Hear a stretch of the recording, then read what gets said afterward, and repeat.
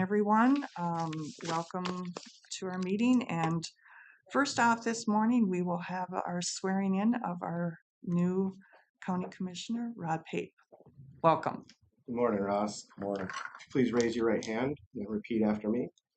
I, Ross Pape, I, Ross Pape, do solemnly swear do solemnly swear that I will support the Constitution of the United States that I will support the Constitution of the United States and the state of Minnesota, and the state of Minnesota, and to discharge faithfully the duties and to discharge faithfully the duties of the office of Polk County Commissioner, District 5, of the office of Polk County Commissioner, District 5, to the best of my judgment and abilities. to the best of my judgment and abilities.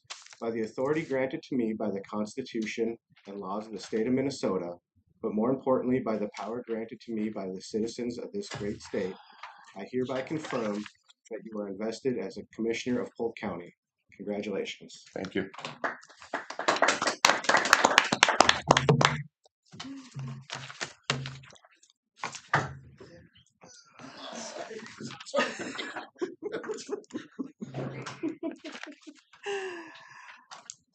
Okay. Ross, do you want to just tell us a little bit about yourself and everybody listening? So, Sure. Is my microphone on? Show green. There, it's green now. Yes, I'm Ross Pape, of course, and I farm north of East Grand Forks, Minnesota. I've got 3 girls, a 7-year-old, a 12-year-old, and a 14-year-old. And of course, my wonderful wife, who was here earlier to support me all the way through. It's an honor to be here, and I really look forward to working with all of you and keeping Polk County going at a responsible rate. Thank you very much for having me. welcome. Can I ask a question? So you were a military man? Yes. All the way? Army? Yes. All the way. Good deal. Thank you. Okay. So then next is to approve the agenda. So Paul, Second. seconded by Warren. Any discussion?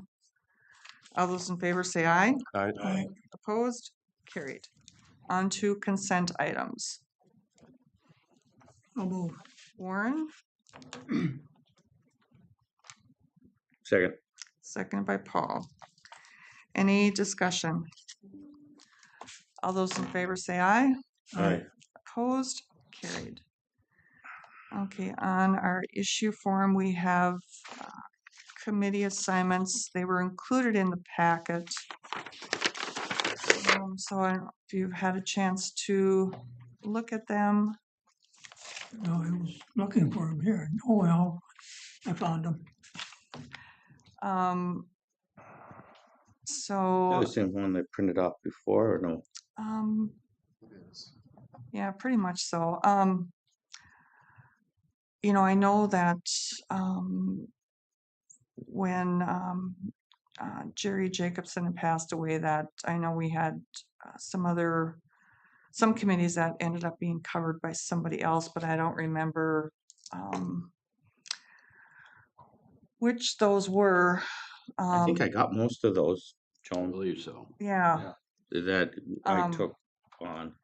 I know I did see that for MRC, like Gary, you've been Right. going to, but I see that actually Paul is listed as the delegate. So I don't know That how you want to, if you want to continue to be the delegate for that. Are these on the packet? Mm-hmm. I just have to scroll down. Yep. It's like page, yeah. 54. Page 54. I didn't get far enough either. Mm-hmm. Seen them earlier. There I got it. And then also for the Lake Agassiz, that we do not have an alternate for that.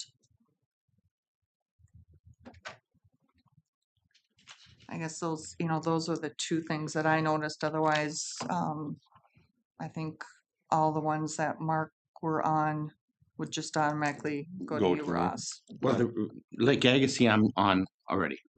Yeah, you're the delegate now, but you were the alternate before, and we do not have Oh, an we need an alternate. alternate. Yep. I got it. So I don't know who would like to be the alternate on that. And which one is that for? Lake Agassiz Regional Library. Mhm. I think that Ross, you do fine with Yeah, that. I think we're great. It's only if I don't go and I don't meet or something that comes up, but Okay. it's in areas I always thought it was good because there's a Laurel Library in Fertile, and that's in my district, so I was very interested in covering that, but Gary was on it all before, and I just went on, so Mhm. Sure. And you'll let me know. yeah, Okay. you'll know. Okay. Mhm. Okay, so then we'll put Ross as the alternate for the Lake Agassiz Library Committee. So then I guess the only question that I have yet is MRC, who wants to be listed as the delegate for that. I'm fine with staying on that. Okay. Thank you. I'm not very good at those political things. Thank you. Okay, so then that'll be changed from Paul then to Gary. I thought that was your strong suit. You don't, yeah. Any other changes or questions that anybody had? Will after- they be contacting me for meeting dates and such? Yeah. Okay. Okay. Mhm. We're gonna have to let folks know you're on there, and sometimes this gets lost in translation. Yep. Yes. Mhm. Yeah. Okay. Thank you. Yeah. As So. long as you know the ones that have your name by it. I'm gonna have to write this down. We get this reprinted and sent out to everybody. Oh, Yeah. okay. Thank you. Mhm. Yeah. And and a lot of times the committees kind of are like district specific too, so that's why Mhm. why you get put on certain ones. So I don't see the watersheds on this list. They're Am I not. just missing it? yeah, I think I'm they are. on page 53. I see ditch watershed with a bunch of No, holy positions. that's a different. That's What's a that? different list. Them are the. They're on the next list. Mhm. Red Lake Watershed Advisory, Sand Hill Watershed Advisory. Okay, Wild Rice. all right. Jeez, am I just losing it here? Mm-hmm. I was young. Yep. I'm not looking very closely.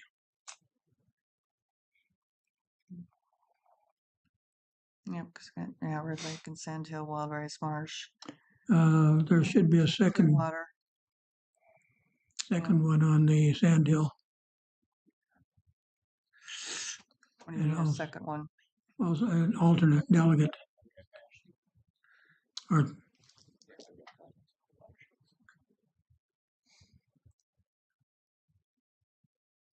Oh, on the advisory committee you're talking Yeah. about? Oh, that's. I mean, like I'm always there, but I don't represent the county because I Yeah. represent the ag community there. So. okay. And so here's- Under miscellaneous, Crookston Downtown Task Force, I would be certainly okay with switching, being the alternate, if Mr. Reese would be willing to be on that task force. It's under the miscellaneous group. See that Crookston Downtown Task Force?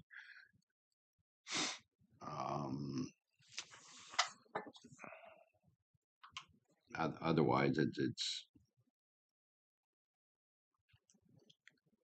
You want to be the delegate? yeah, I could switch with you The if you alternate. get you on a Crookston board there. Oh, they don't meet that often, right?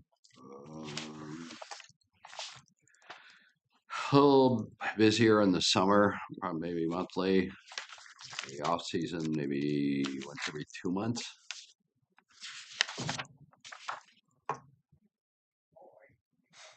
Do they do remote meetings? Uh, Don't know that. they haven't. Doesn't mean they wouldn't Work on that. not Okay. have to, but Yeah, I can try for a year, yeah. Let's try it. Okay, so we'll make that switch then. Yeah, it gives me one less, which is Yep, okay. that's fine. Mm-hmm. So you're gonna switch those two as well? Thanks. Yeah, thank you.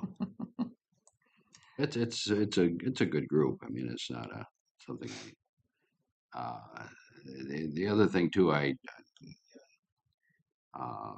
extension. Joan and I both have been on that for a very long time, and you know, and I know we really relook at these at the end of the year too.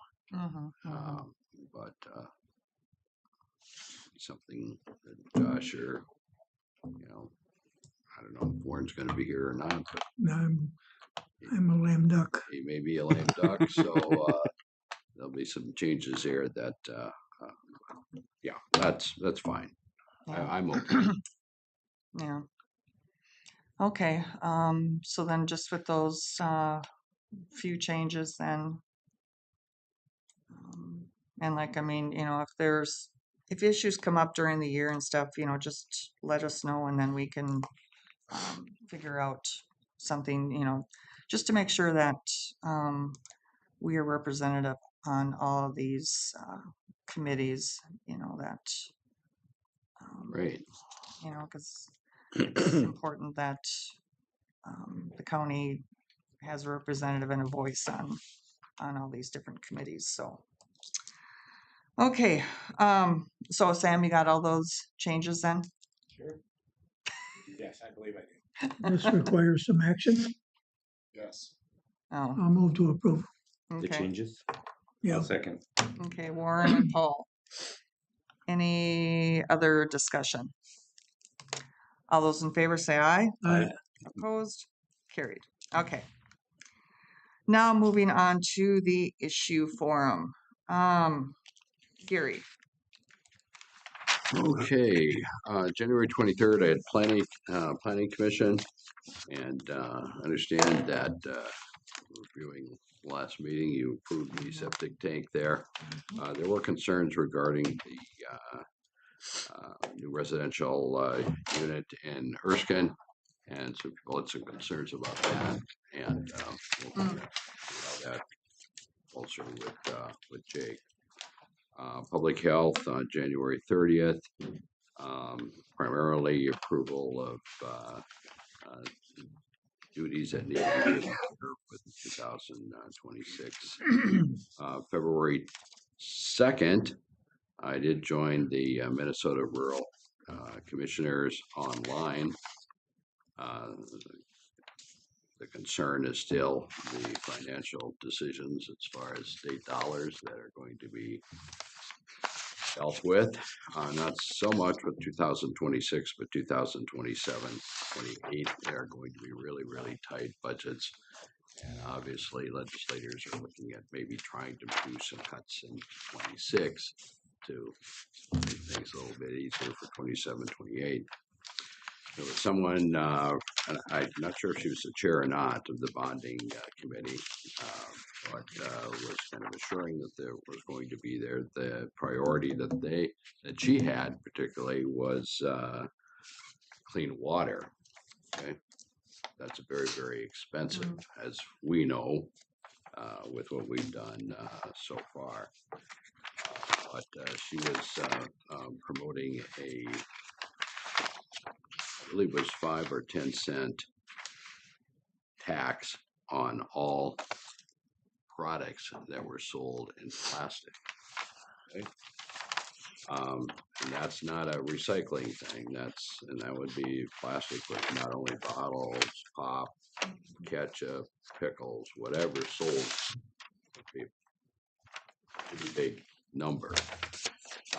So it'll be interesting to see. Commissioners weren't particularly high on the idea, but the emphasis so far has been on additional revenue. Okay, that's how they kind of are looking at trying to solve that issue. But there was one commissioner, and I believe he had stated that for clean water in his community would be over the $6 million figure, maybe even more than that. And there's 147 residents in that community. So you can see where that's going to be a really, really difficult issue to solve. And more to be held on that, I guess. But they've done their touring and things like that. So she was pretty sure there was going to be a bonding bill. But again, it kind of depends on what's going to happen with the dollars. I also was online with Tri-Valley. And Paul, were you there? Yeah, I was online. Okay, so you probably got a little bit more. They've started monthly department reviews, which I think is very good. That's what I was going to bring up. Yep. The board has felt that they would really like to know. I mean, it's such a large organization, $25 million budget, I believe. And does work a lot with social services and things like that too. So those types of things. And then I will definitely give the invitation again to our new CEO to come and maybe give us 10, 15-minute presentation about what direction she's looking to go with Tri-Valley to the board here. The highlight, though, was in Boston at the Ventures Cow and Calf Days. And very University of Minnesota were presenters. The screwworm is back in the United States, so that could be a real serious problem. The larvae there actually eats the flesh.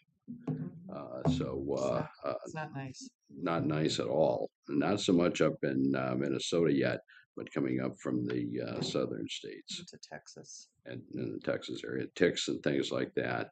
A lot of information on mineral nutrition, magnesium, zinc, iron. Those are the same minerals that I'm taking in daily method. So hope that's good, right, Paul? It was very good. I think they did a very nice job on that. And then interesting, last Sunday I ran into Don, who retired a year ago. Big smile on his face, and he looks 10 years younger. So I'm not sure what that means, but I think it's probably good. That's what I've got. And on that note, Warren? I'm going to follow that one. We had corrections on last Monday, February 9th. That day we had 112 in the facility. The month average was 124. And the county average, that was the month average for a year. The county average for that month was 112, right on. So Monoman had 42, and they had 19. The 42 was what they paid in revenue, in per diems. ICE had 8, and that was a $47,000 payment, and North Minnesota Department of Corrections had 7, or $16,875, and the Marshal Service had 18 for $55,000. Total income there for the month was $161,983, and those numbers are with the county, and numbers are with still that one unit is still closed because staffing shortfall, and the staffing that we have is young, so it works well that way too. But they're more than paying for what we have as a goal of $100,000 a month. The $100,000 a month will pay for the bond debt service on our bonds, and we make the last payment on that bond this month. Maybe already made. Has it been? I have asked Stacy to let me know. I believe it has, but she. Okay. So anyway, the jail is paid for. Should celebrate that day. Yeah, and with the income that we've gotten from per diems from other inmates coming from other facilities, it's more than paid for that. It doesn't cost the Polk County residents a dime, basically. So it's 20 years. First few years, we didn't have enough income to make that per diem or that debt service payment, but it's been in place for, I don't know how many years, but more than enough to pay for it. And on top of that, by opening the new jail, we eliminated over $400,000 in employee costs because we are not employee costs, being costs for housing our prisoners that we couldn't handle in other facilities. So that cost went out the window. So that's, it's been a plus all the way around. Huge savings. Yeah, it's been really good.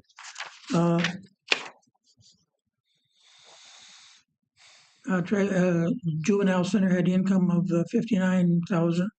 They had average of 4.9 in the secure, non-secure unit and 2.84 in the secure unit. And they have a total capacity there of 16.8 in each of the two different divisions.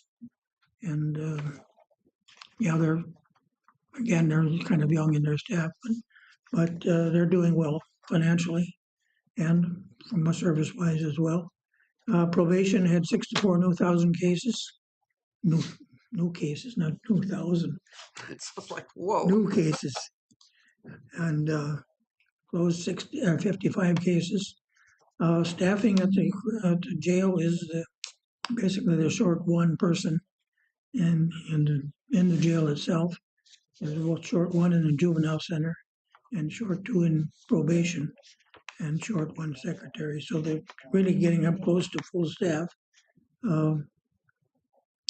Revenue on the county, we had a review of the audit, and the revenue came in at 105%, expenses at 99%, so financially in very good shape there. Then on February 12th, that was a week ago.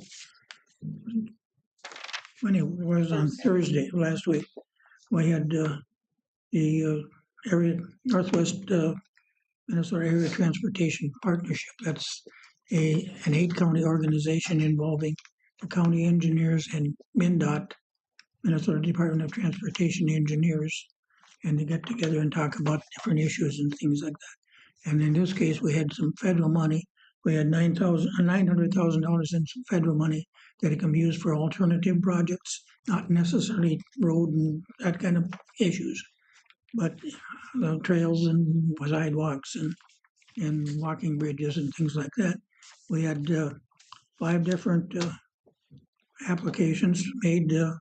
Roseville County had one for replacing a sidewalk in Greenbush, and the Polk County had one for a trail that's along Highway 2 and along County Road 12 going into Maple Lake. Yeah. And that was the most expensive project in the group, $612,000. And then Boston had another sidewalk Big trail. project that they do that every year, and that was a $218,000 request. Thief River Falls had a sidewalk connecting to schools and such. That was a $356,000 project. And then Roseville had a pedestrian bridge in the city that connects the northwest side of the city to the southwest side where the schools are. They built a bridge in there, and now they're doing some sidewalk and trail work in between. That was a $272,000 project. Anyway, the total requests for all that was $1.6 million, and there's $900,000 available. So we will have some decisions to make at our March 5th meeting, who gets what. Most of these applicants have been told that would they accept a lesser amount than their request, and basically they said who would. So where the extra money would come from is the local taxpayer in that entity. That's enough out of me for today, I believe. I got a place for those papers. Oh, Couple of things I missed on the committee assignments. I wanted to ask a question on the 911 Planning Commission. I've always wanted to get on that since I started, plus the Tri-County Corrections, but those are filled. So nothing against Ross, but is it too late to change or request that? Can I request that change? Could I be on the 911 Commission? It was Commissioner Holy. It's vacant on here. Or Mr. Holy was there. I don't know, it was a yellow spot, the 911 commission. Was there an alternate? Mr. Holy was the commissioner delegate, and you as the first the commissioner alternate? delegate on the 911 planning commission. Well, that committee is, I think, met about maybe once a year for, I don't know how. Yeah. I still like to be on it because I'm on it on the fair and I'm on it on the city of Fertile. Yeah, but it makes sense. Yeah, makes sense.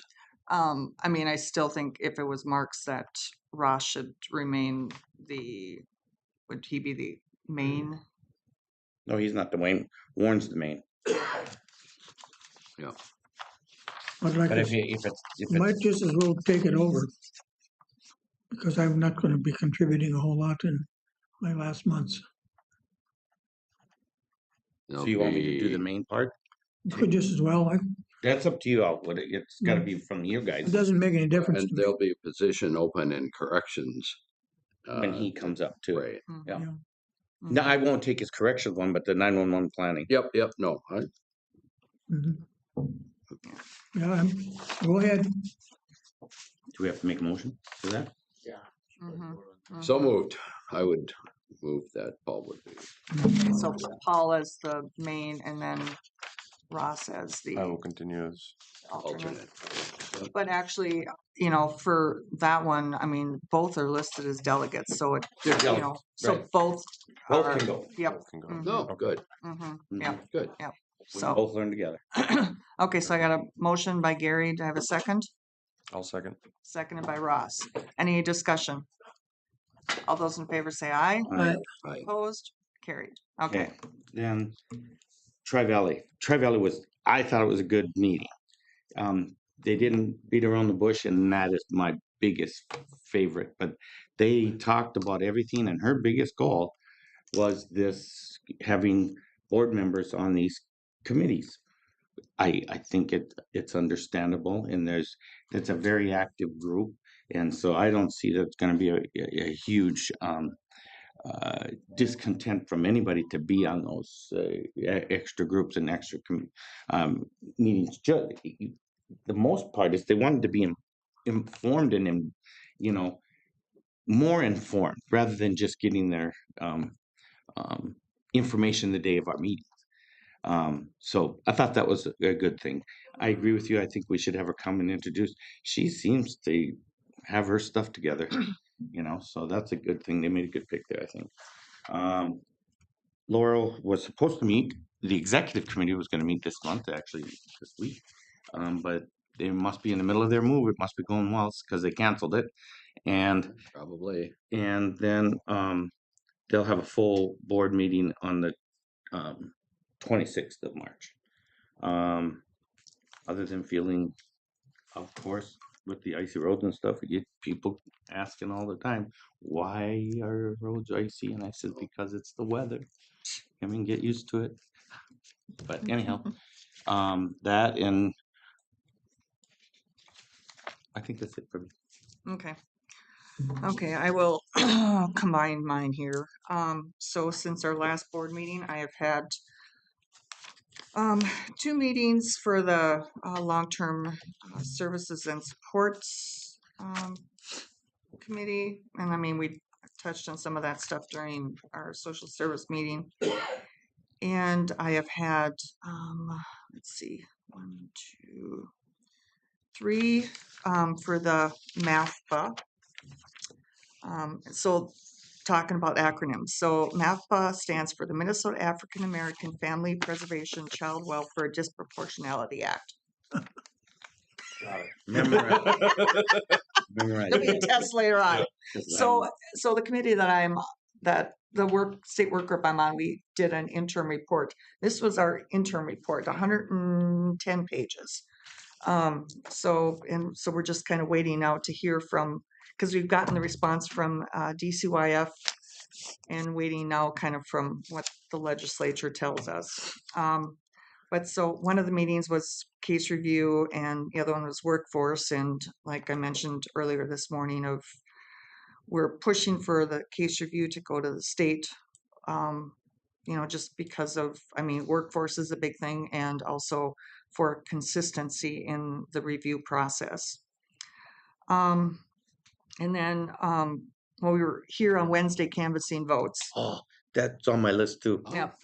That was awesome. And then Thursday and Friday, I was in the cities. I had futures meeting.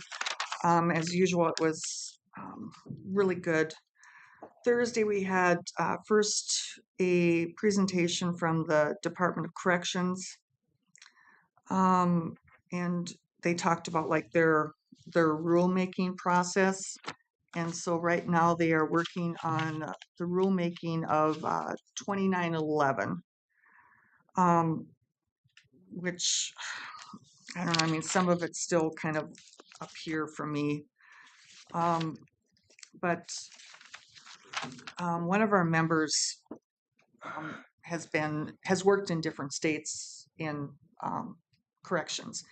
And his comment in regards to Minnesota's rulemaking has been that Minnesota is continually like it's,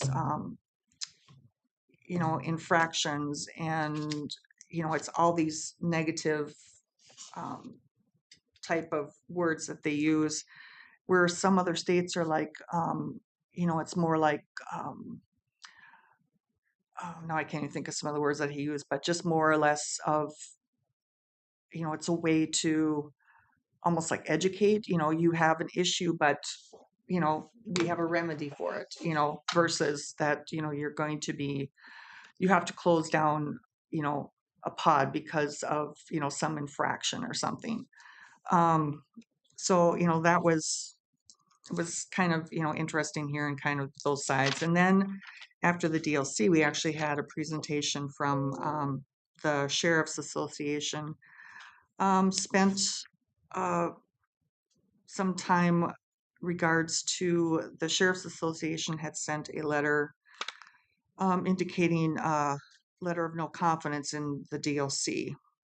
And just because of inspectors and the rules, because they're kind of running the same issues with the inspectors as we do with MPCA, of that this person interprets rules this way, this inspector interprets them this way, so it's you just really never know where you actually stand because of the person that you might end up with.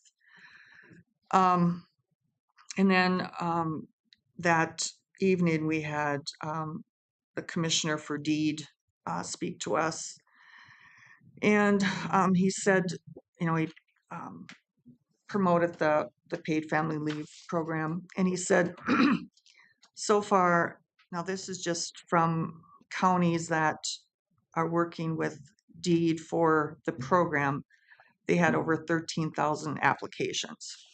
That's a lot, isn't it? Mm-hmm, mm-hmm, mm-hmm.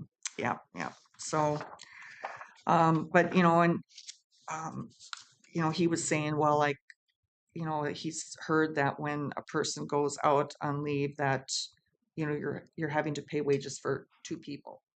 But he said, that actually the person that's out, their wages are coming from the program. But then I told him, I said, granted, the wages are coming from there, but the employer is still having to pay for their benefits, their tax that goes into this program. So it's not totally, and he said, he did have to concede to that that was correct. And then then the next day we kind of were talking about housing, and there's some chatter going on at the legislature this year of possible constitutional amendment of adding a 0.375 state tax. Oh, That would be put Percent- towards percent? housing. Yes, additional. correct. Well, And it would be handled kind of the same way as the, like the environmental one that we have now, that there would be a committee that would be put together to decide how that funding is dispersed.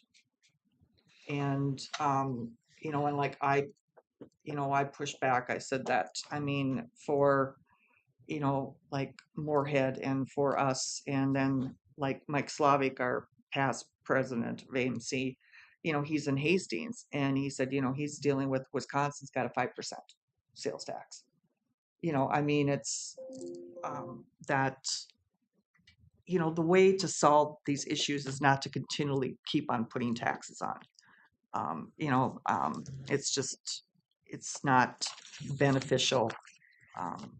So, just have to kind of keep an ear out on that and see, if that does get any traction down there or not. And so, and I don't know if everyone got a letter from AMC showing how AMC has benefited from or how Polk County has benefited from what AMC has done this year. Did you just get, or did I just get that? I don't Did recall. not, I did not.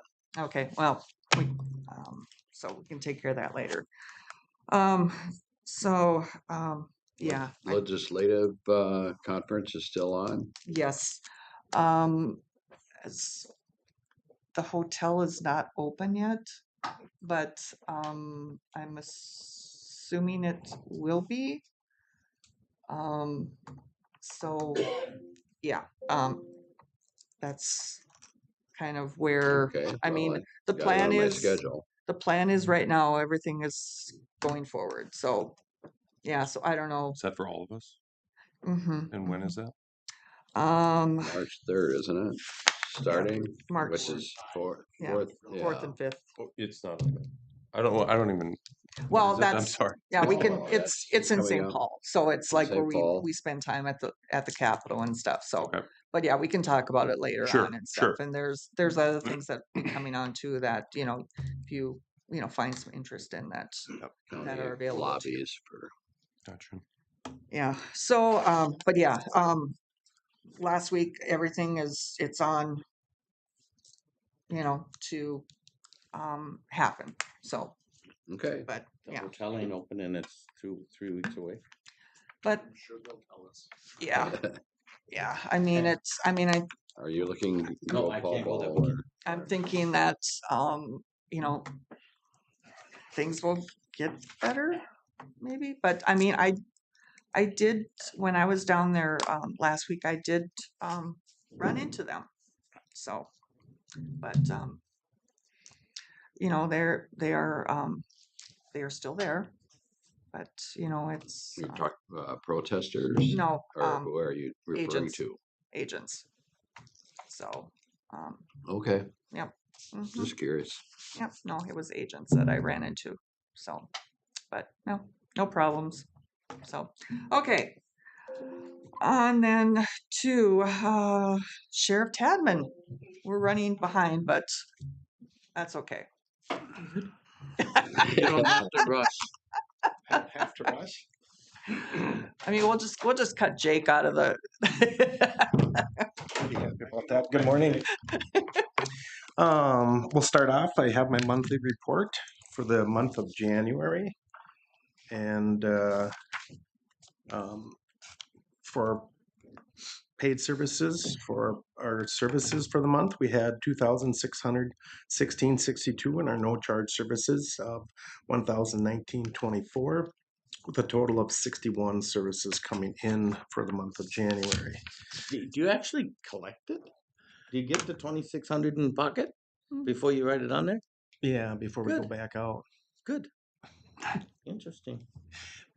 A certified paid mailman is what it is. So Oh. yeah. Oh. Okay. Services that have to be paid through either attorneys, but the court stuff is the no charge services. You're right. Yeah.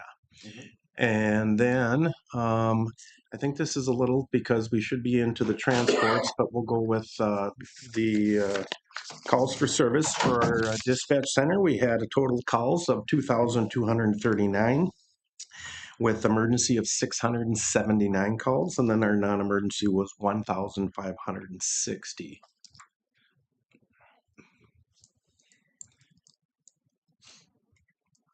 And then it goes, looks like it's going into, and I think we'll go back to transports then at the end. Okay, so our calls for services for the Month of January, we had a total of 659. We had abandoned vehicles. This is weather related, I'm going to see. Animal complaints, 12. We had assist other agencies of 14. Child protection reports, 17. Our civil process, that's 137. Damaged property calls, 5. And then we had domestics, and that total was 5, with 2 of them being the violent. 1 DUI arrest, emotional distress calls was 6. Our info tip line was 16 for the month. Juvenile complaints, 7. And then our motorist assist for January was 73. Motor vehicle crashes, we had 16 total. Our public assist, we had 25. School patrol, we had a total of 85 with that. And suspicious activities, persons and vehicles, we had a total of 6 total with that. So, and then our traffic complaints and control and hazards, we had a total of 13, with our traffic stops of 88 for the month of January. So all in all, busier than December, but like I said, a lot of it's winter weather related, which starts tonight again. So, and then Thanks for that. yeah, I know, Yeah. getting ready. Heavy snow coming in. And then also I did add the December 2025 onto that. And then I'm just going to scroll through there because I believe our transports is right at the end. Yep, there it is. For the month of January, we had a total of 4,856 miles. We had 2 for medical facility. Mental health, we had 543. In-state prison, 2,015. Out of state is 489. Other counties, 645. And then our federal transports was way up there with 1,161 for a total of 148 total deputy hours. When I was looking at the December stats, there were 11 for emotional distress. Mm-hmm. That seems like a high number, but You gotta remember it's Christmas time. A lot of people, yeah, those are kind of like mental. It's emotional stress. It's kind of can be on the same thing as a domestic, or else just a mental health meltdown, someone going through some hard times that we're checking on, and that's what's considered. I'm glad you were there. Yeah. Mhm. So they're a great one, and some of those turn into the mental health transports, and some turn really great working with Illuma, and trying to get them help before it gets too Yeah. late in that. So yeah. Any other questions or concerns? If not, second item we have up is emergency manager performance grant. And so, Jody, if you want to take it from there, I can do the thing. Sorry about that. I really screwed you up. So yeah, looking for approval and signatures on the 2024 Emergency Management Program grant for $19,995. As you guys know, it's always a year behind. Takes the federal government 9 months to get it to the state, and it takes the state another 3-4 months to get it to the counties. So now we're there. I already got all the requirements for 2024 completed. As soon as that's signed, I can submit the paperwork and hopefully get paid the next 3 months. Or the Okay. county get paid. Yeah. I know what you meant. Yeah. I hope so. Okay, so need a motion. I will. Second, Paul and Warren, any discussion? Do we get to charge interest? Sure. Try. All those in favor say aye. Aye. Opposed? Carried. Thank you. And then there's just a copy of that. Yeah. Okay. And then our third item I have is I will be sending a new deputy to canine training with our passing of Rex. That was a sad day, by the way. February 7th. He was a good dog. was that plan, was it expected? What was that? Is the expected death? No, he came down with Lyme disease and started getting sick, and timely Kidney failure and Sergeant Stout got him to the vet and found out that he was having kidney failure. So we were going to get another opinion just to make sure there was nothing else we could do, and it turned from bad to really bad. So the decision was made to put him down so he doesn't have to suffer. So he really took a turn on Saturday night. So with that, Mark Madonhu out of Canine out of the cities contacted me and would like to give us another canine. He contacted me right away, finding out about the media release we released out with Ben. So Titan Ingen will be going down March 16th for canine training, and then not sure what dog's name is or anything with that, but that's the plan. So I just wanted to bring it up and let you know if we're going to go forward with another canine, and it's going to be a couple months and should be done sometime in June. What So is this a drug sniffing dog? Okay. yep, this will be a dual purpose dog, so they'll have the tracking, the apprehension, and then the narcotics. Okay. Yep. So Interesting. Is this the same handler? yeah. Okay. No, No, same handler. No, no. Sergeant Stout is going to be stepping down. You know, it's a quick turnaround, and we had a conversation, and I appreciate all he's done for the last 5 years, and it's just not a good time for him right now. So he's going to concentrate on his supervisor duties. So that's, but yeah. Yeah. So I just wanted And to what let was you the know. new young guy's name? Tightening it. Yeah, so, kind of keep me updated and stuff because like the other ones, Mark and I would like to donate the vest again. Oh, I for the dog. appreciate that. But yes, I will let you know how it goes, and I'm sure we'll be sending out some pictures soon. Mhm. I'm sure he'll have to go down and pick up the canine before March just to get, get them bonded together. So the dogs were just ordered last week. So Mhm. yeah. So will they switch vehicles then? Yeah, we're gonna make that work so we can switch vehicle because that vehicle was supposed to go out at the end of this next year. So we're gonna switch it. So as it goes out, then it'll be transformed in another one. But that truck was ready to go, but we want to keep that cage as long as we Yeah. can and everything in it. And plus we need something for him to go down to training. So I think it's gonna work out, but Captain Haugen's working with them on that. So Okay. yeah. Yeah. So that's all I have. Yeah. Okay, well, Thank you. thanks. Yep. Have a good day. Yeah, you too. I'll need it. I gotta go quick. Yep, we got 11 minutes. That's nothing, Jake. You can chew it. That's about 5 too many. I can do it. Five too many. You got a Okay. reputation here, Jake. Morning, everyone. Good morning, Jake. So first action item I have is more just informational only. It's regarding our tax forfeit demo projects. One of the biggest projects that we can foresee in this program is our Erskine tax forfeit property, 109 Vance Avenue. It's a very large building. It's connected to several other business storefronts. And so myself and Sam Melby had met with Widseth professional engineers to discuss can it be tore down without affecting other businesses. It's directly connected to the Nest Cafe. At least a little portion of a lean-to addition they did to connect the buildings. Yep.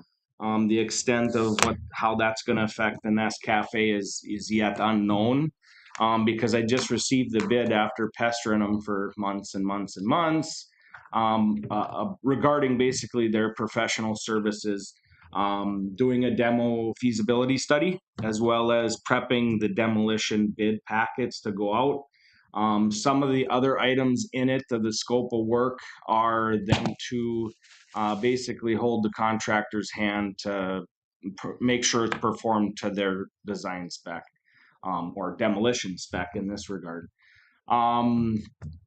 I don't think we have any issue moving down the road to the south.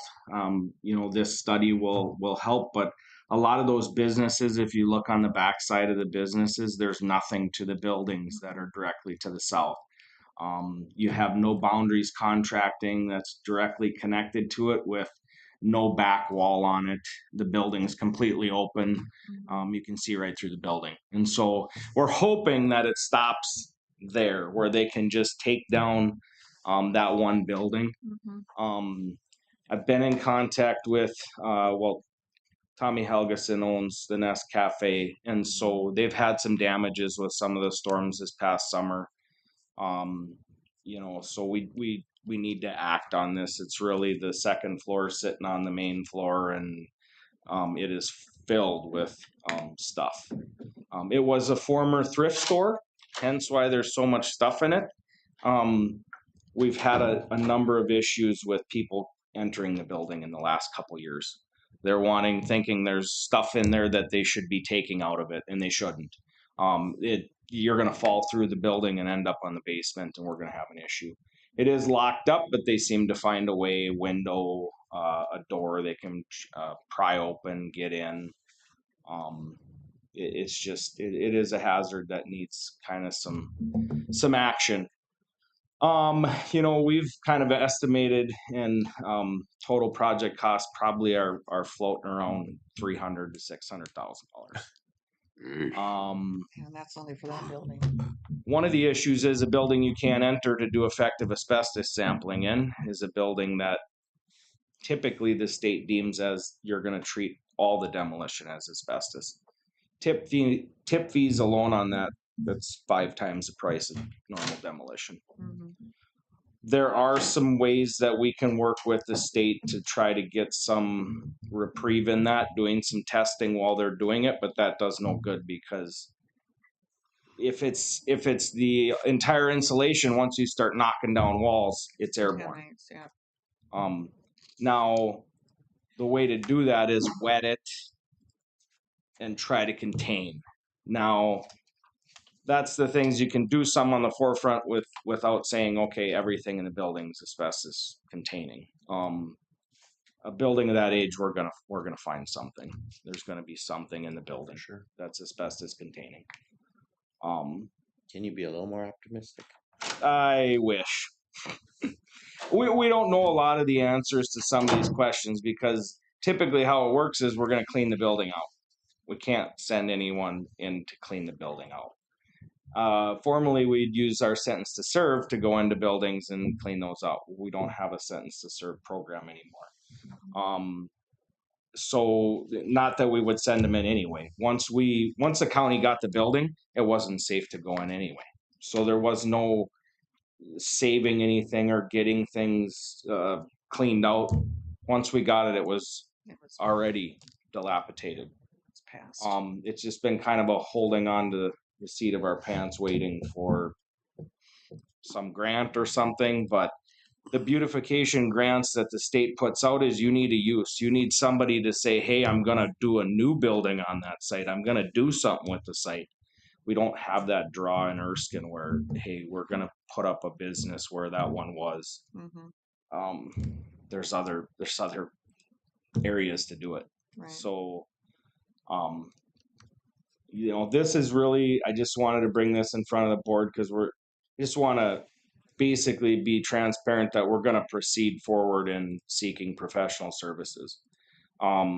Because our staff we can't make that call. This is an engineering thing where we got other businesses that are going to be affected. How long will the Nest Cafe have to be down if that's the remedy? We don't know that. We're going to have to figure out some of these costs before we do anything. So what I had Whitseth break this up because they also visited the McIntosh school. I guess I rank the Erskine tax forfeit ahead of the McIntosh school in regards to how it could affect the community and the business next to it. With the caveat, the McIntosh school is also an issue, but the businesses aren't public serving like a restaurant. If something of a a big chunk of the building falls on a cafe with people in it, that's an issue, big issue. There's an automotive repair center that's connected to the McIntosh School, as well as I believe there's housing in the old gymnasium. Residential, yeah. There's some Mhm. residential. Got one wing. Now that is not directly connected to the No, Mac not- School. Not the old part. The auto repair center is the connection to the newer gymnasium. But still an issue we're gonna have to deal with down the road. This proposal really is scope of services are gonna be do the feasibility study. Can we tear the building down without affecting the businesses around it? And then how the demolition design is gonna work. How are they gonna do that? Is really what this proposal is. I guess I'm not ready to proceed with this. I got a few more questions that I'd like to work through with Brent. And that's why it's not an action item today. I just wanted to be transparent that this is coming forward. Most likely, I think the responsible thing to do would be seek a second professional services bid. I see this as it's gonna be $27,000 for just a professional service, 27,500. We can reach out to another consulting or an engineering company if needed. So You put this on here for action today, that's why it's on. I mean, I had it as information only to bring it up, but if you're comfortable with it, we can sign it and proceed. These are 2 not exceed numbers, I guess. I'll put that out too, as it's worded as at an hourly rate, 2 not exceed this. Hourly rate, 2 not exceed this. So we're hoping it's less than that. I believe our staff can do some of these services like reaching out to the MPCA. What is their willingness to work with us regarding tipping costs, all those things that we hold the cards on. We have to pay ourselves to dispose of it. That's just how it works. We don't waive the tip fees on a building we tear down. But we can work with the MPCA on some of those asbestos related questions. How do we make this work with that regard? That's the biggest wild card. We can have the contractor sort the materials, stage the trucks, get them going. That's not really an issue. It's being connected to another building that's being used. So the action taken today would approve the 20,000 or 27,500, Not to exceed. just not to exceed. I just want to be that. Yeah. And would those studies determine whether it'll turn into an asbestos abatement issue? Will that 27,500? This will weed that out. That'll be in the spec to do it legally. They have to go through that. It won't. I don't see it as them doing the asbestos inspections because it's not safe to do so. There's some exterior sampling we can do. Okay. We can perform that. Because all you have to find is one. If you find asbestos in the exterior somewhere, then you have to treat the whole building as such, or maybe not? No, I mean, we can't test any of if there's tile, if there's ceiling tiles, if there's anything in interior, we can't test any of the interior. The exterior we can test.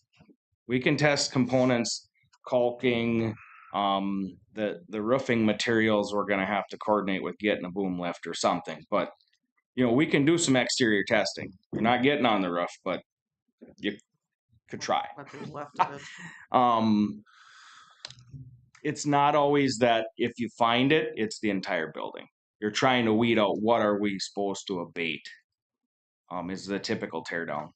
Since we can't enter it, it's the wild card is that are we saying, and that's what we got to work with the MPCA on, are we saying that the entire building's asbestos containing? If we can do core samples of the grout used to mix the brick, it's a brick building. So there's all kinds of wild cards that this can present. So now Jake has it listed just as information. Well, then I would suggest he goes back and he does what he was talking to you about, which is checking another. checking another bid. Others, I generally prefer staff come with, here's what we did, here's what we recommend. Mhm.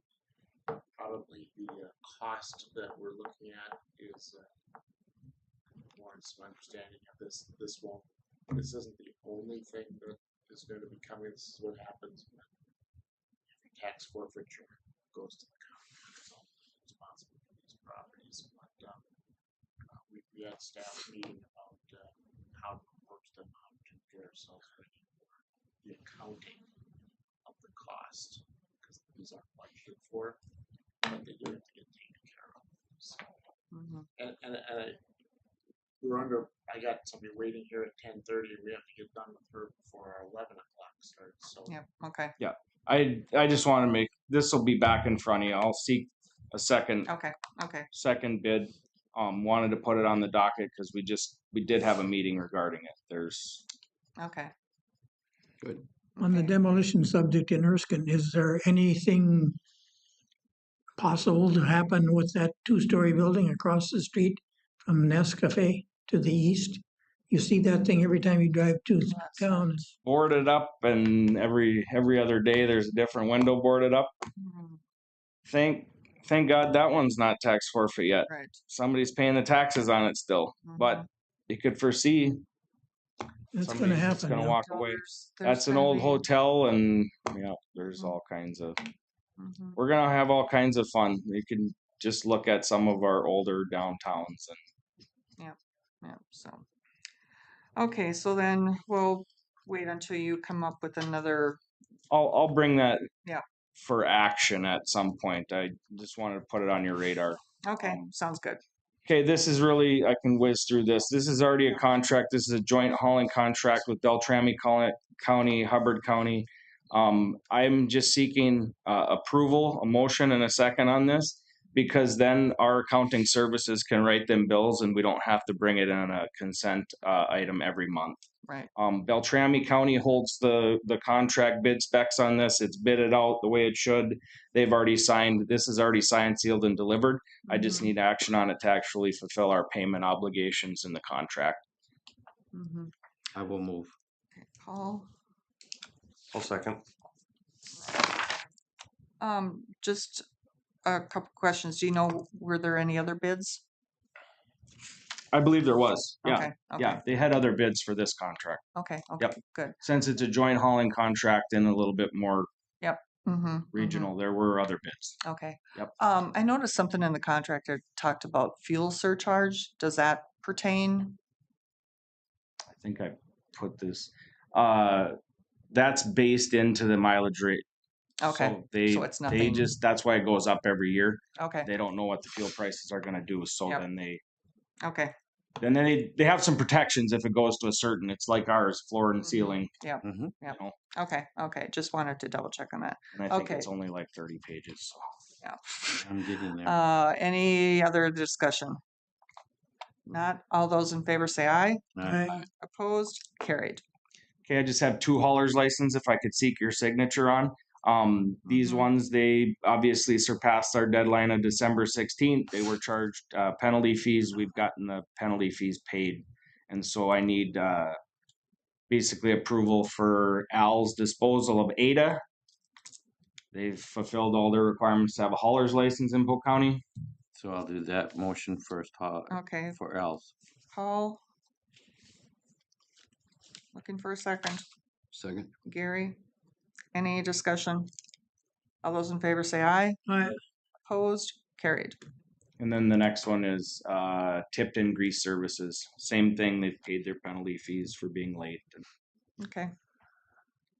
So move. Warren, Second. seconded by Paul. Any discussion? All those in favor say aye. Aye. Opposed? Carried. Okay. Can I just get your signature on these yep. two? Then I'm done. Thank you. Yep. Yep.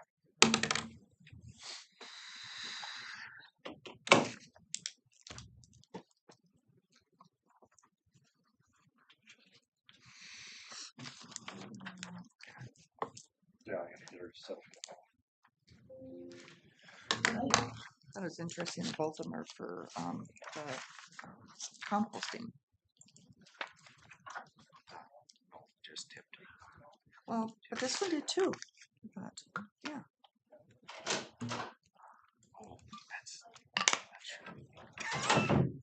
General.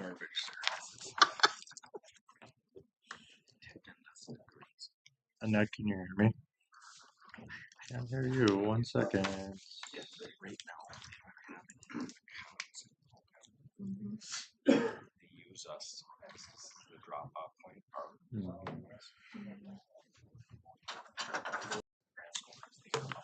Have time to reload too. Can you try talking again, Annette? Oh my gosh. Oh, that's fine. Oh, oof. But Yeah. usually they get it to me well. Yep. Mhm. Yeah. Okay. Thanks.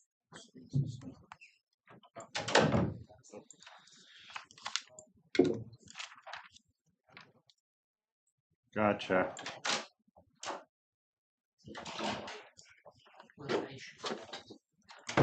1 second, Ed. I gotta do one more thing.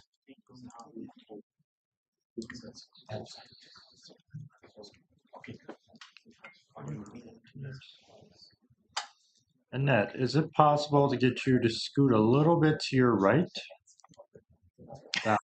Yeah, Which right? right there. You're good. Perfect.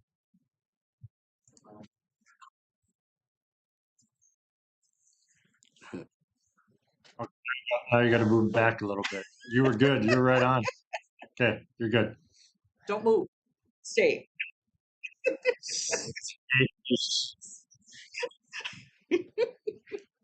Okay.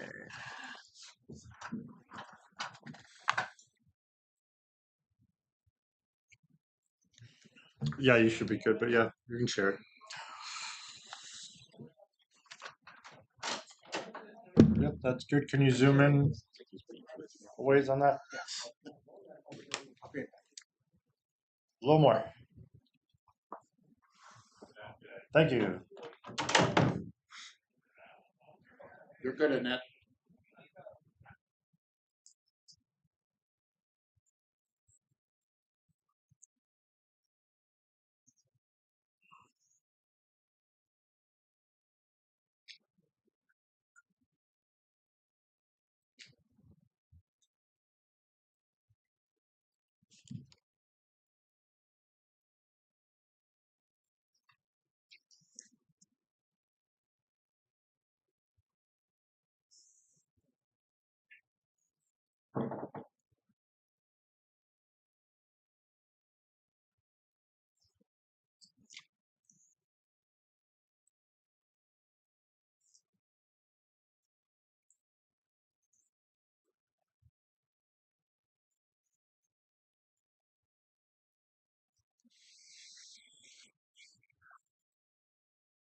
Yep.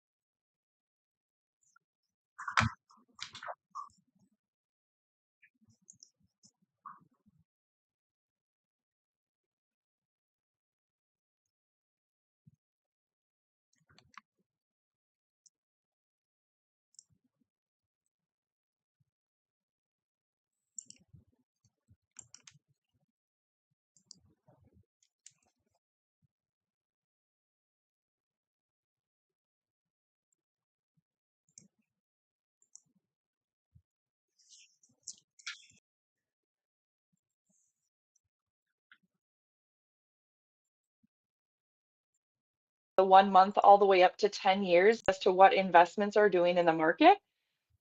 Consistently since 2023, these numbers have been decreasing, which is right on with what was being predicted there. Moving on to the next page, here we have the statement of revenue and expenditures for just the general fund. As we're going through, the general fund is is more of the general operations. So that would include administration, finance, assessing, those types. It does not include the sheriff's department. It does not include the highway department, the landfill, environmental services. So this is strictly just the general fund. So we'll have the budgeted numbers, and since we are at year end, it will be 100% of your budget we will be comparing to. The third column here is the actuals through December, and then our variance is taking what our budget numbers are versus what the actuals are for the year. So if there is a $50,000 difference and the percentage is under 80% or more than 120, we issue what we call a comment here. So this is just an explanation that is on the following page as to why we have the variance when we're looking at your year-to-date number versus what your budget is showing. So as you can see here, the first comment is on the taxes. So this variance, because it shows that the actual is under by the 2.1 million there, that is attributed to the debt service levy.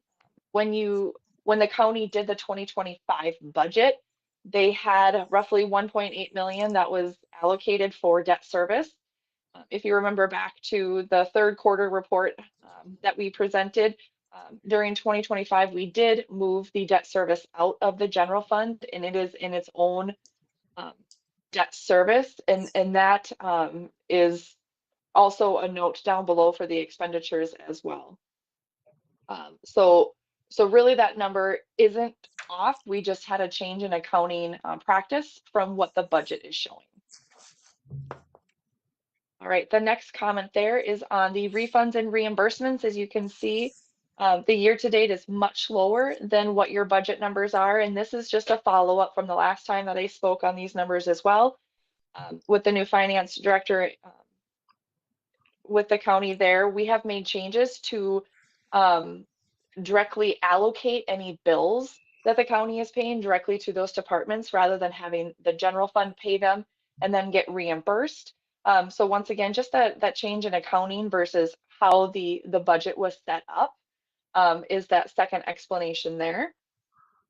The third one that we have a comment on is the rent and leases. So once again, just another change in accounting practice versus for like the tri-county corrections. We have the rent and utility reimbursements going into the rent and leases area versus the refunds and reimbursements. So we just allocated it just a little bit differently just to have it more in line with what the purpose of the payment from Tri-County is for. The last comment here is on the miscellaneous.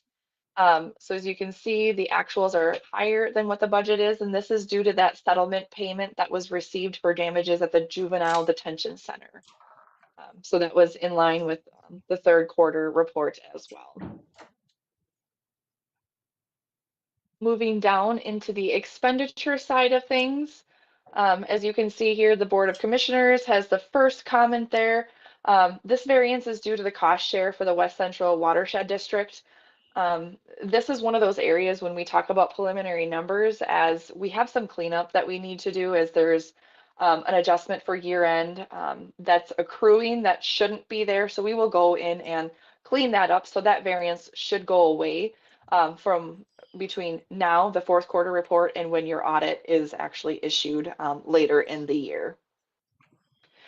The next comment there for the county administration, that one is due to the payments for professional accounting services, which are being covered by the ARPA funds, in particular for that variance when we're comparing the budget versus the actuals. Data processing here, you can see it has a number 2. So that is, once again, just a change in accounting practices. So we're currently paying the various bills that the county receives for data processing directly to those departments. So when we worked on the 2026 budget, those numbers should be more in line with what the actuals are going to be for the general fund there. The next area here, we have the GIS department. This is a positive variance for unused budgeted funds for planned professional services related to pictometry that just did not occur in 2025. The building debt service you can see here. So that's following into the levy discussion that we just had above.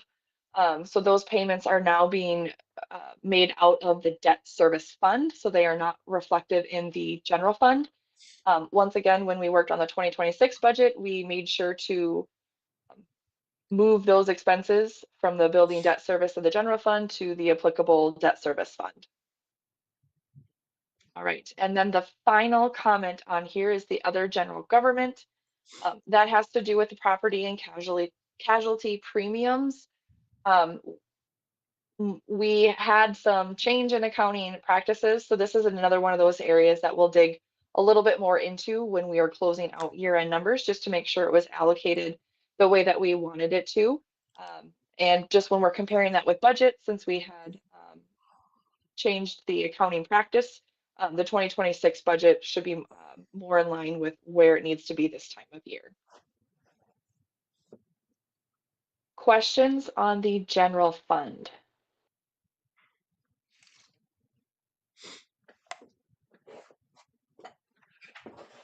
All right.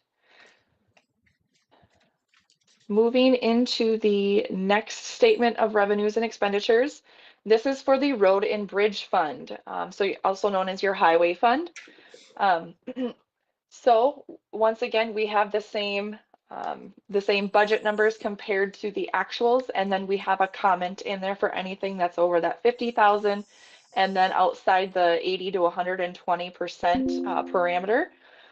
So as you can see here, the first comment is in regard to the intergovernmental, and so that just results in a change. When the budget was put together, they had specific projects that were taking place in 2025. They just had some projects that were scheduled for 2026 move into 2025. So we'll, as you can see down here in the expenditure side for the maintenance and construction department, the expenses are much higher than that was planned.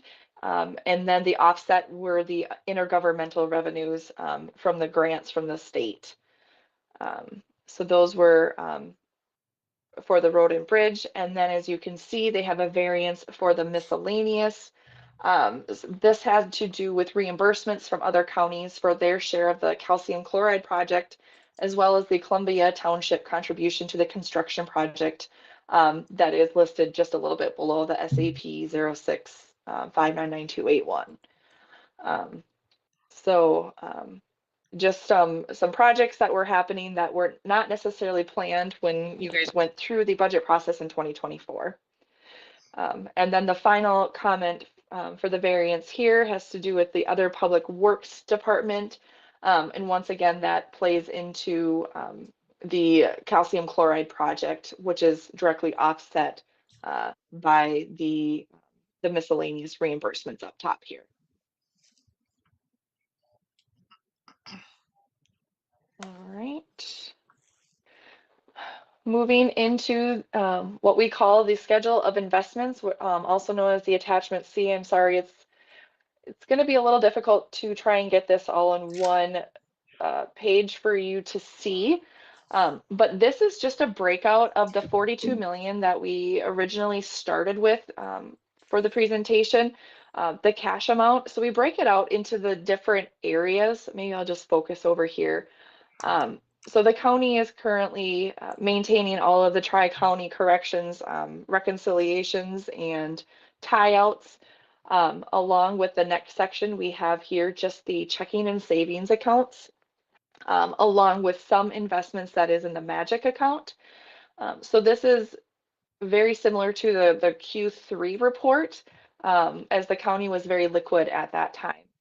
So as I scroll down here, you can see that there is a new section that you have not seen before.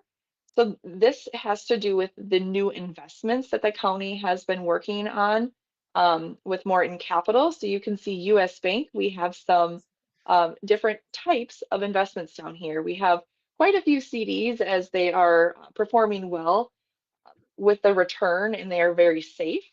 But as you can see, we also have some municipal securities as well in there. So the county has started to diversify their portfolio, which is really exciting to see. So as all of this was new as of November, December, so we don't have a whole lot to show on the investment side of things. But this will be a way that the county will track it going forward, as a lot of those investments will have gains and losses that they will be accounting for, along with increase of interest. As you can see, most of these securities were bought with some accrued interest, so it looks a little goofy with the negative interest in there, but rest assured, as we move forward, the county will start to see some good returns on their investments And that, in the next couple of months. Yes. and that on, so like on Westchester, New York, that a AAA rating, AA rating for Minnetonka, is that what that means? What is those?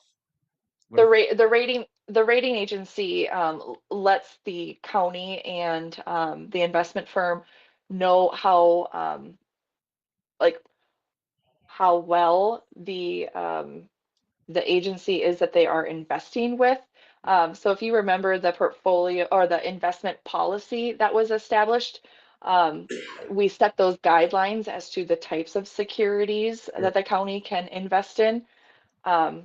Jean, I don't know if you have anything to add for the rating on any of those investments, just to explain what that means.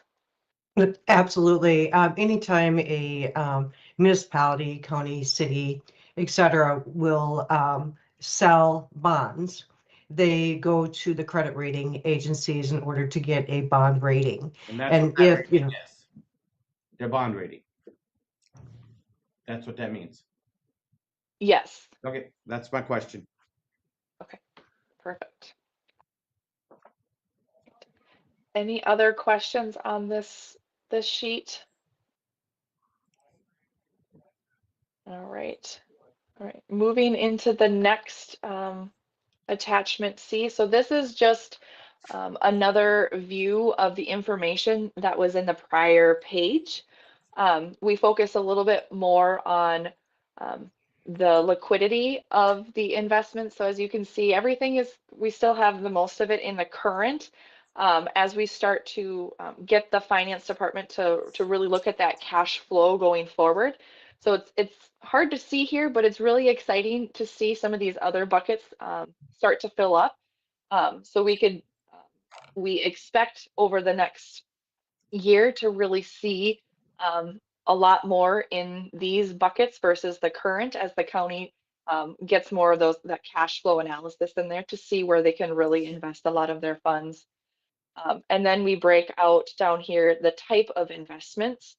So it's just a really good visual tool for not only the finance team to be able to see, but then when it's brought to the board each quarter, just to be able to see the different diversification that the county has for all of its investments. Questions on the quarterly report? No, I think we're good. All right, so I'm just going to, I have to get my computer. I have one more screen to show, but I just need to get set up here so we can just do a review of what the, just a 2025 recap as to some of the more higher level areas that here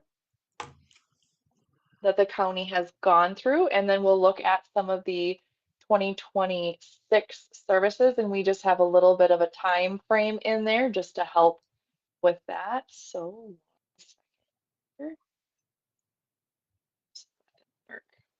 okay, we're just gonna go like this. My PowerPoint has been acting up, so we will just look at it best we can. Because I might lose my screen. Okay, that's not the right one. I promise this is not my first time. Okay. All right. Can you guys see my screen? Yep. Okay. So we just went through the presentation of the Q4 2025 report. So as I previously said, we're just going to do a quick review. I will do my best to take a little breath in between. I don't want to, I want to give some opportunities if there's any questions or anything along the way. So we'll first start with the 2025 review and then go into the 2026 services. So let's go ahead. All right, just a review in 2025. So we did complete the 2024 audit, which was exciting as it was completed on time and submitted. We were able to establish some of those work papers that the county will use going forward. So we have some of those goals in mind for the 2025 audit as well. So it was just really exciting to work with the auditors and with staff to get a good process established. And now we're going to continue to fine tune that going into the 2025 audit. We've established some month and quarter end processes. So it really just helps with the oversight from finance and then just the reporting to the board as well. We've gone through monthly bank reconciliations and the GL tie-out, which wasn't being done prior. Quarterly reports to the board, we already talked about that. Monthly budget versus actual information to the departments. So we did have an email that would go out to the departments, but now that we're having more with the Questica budget software, we have actuals in there as well. So really just enhancing the ability for the department heads to get their information in a timely way to review that each month. The investments, as we've already spoken about this during the quarterly report, the county did adopt an investment policy and then has started the diversification of the cash and investment portfolio. So that will continue to grow in 2026. Some of the GL finance cleanup, we've talked about some of these already throughout the year. We've reduced the bank accounts from 39 bank accounts down to 17, with an additional 4 to close in the near future. Some of those had some outstanding checks that we just needed to follow up and get those cleaned and organized. So we'll continue to work down to that, but in a much more manageable place for staff. Debt tracking, we've spoke about this as well. We've moved it out of the general fund and into its own debt service fund, as is required by the debt covenants. Finance staff has taken many processes back to monitor and tighten internal controls. One of those examples is the journal entries are now only completed in the finance department and reviewed prior to posting. So we have a nice process in place for that with the other departments work with finance, which is great for that internal control. All right. Also in 2025, there was a revenue recapture audit that finance went through. So ABDO and county staff worked together to successfully complete that audit by the state, along with getting some documented processes and procedures to establish, and they will continue to have cleanup in the finance department in regards to that revenue recapture area. Some software implementations, as the board has seen during the last budget cycle, they implemented the Questica software, have a little bit additional in 2026 as we try to capture some of the capital pieces in there too. So we will have a little bit more work to do on the budget side for Questica. And then also they are currently still going through the UKG implementation for the payroll as well. So a lot of big changes so far, just with the software implementation and all of the other processes as well. The finance team has been extremely busy, but it's been really great to see that improvement made. Some of the smaller software improvement areas with the GovAP to automate the AP process, which is that temporary fix as they look into the future in 2026. We'll talk about that here in just a moment. No longer using the treasurer's financial software is what finance staff was doing with their bank reconciliations. So they were maintaining 2 different databases for the general ledger information. So a lot of redundancy there. So we went away from using that. They are currently looking, are still migrating off the AS400 software, which was one of the administrators' initiatives there. And then they also moved from cash receipts to cash drawer. So that also helped streamline and just enhance the overall day-to-day operations for the finance team. Also, it was discovered in 2025 that the PILT payments, which stands for payment in lieu of tax, hadn't been settled out since 2022. So all of those proceeds were sitting in the tax collection fund. So staff and ABDO worked together to get those dispersed out. So an additional 681,000 came out of the tax collection fund and went into the general fund.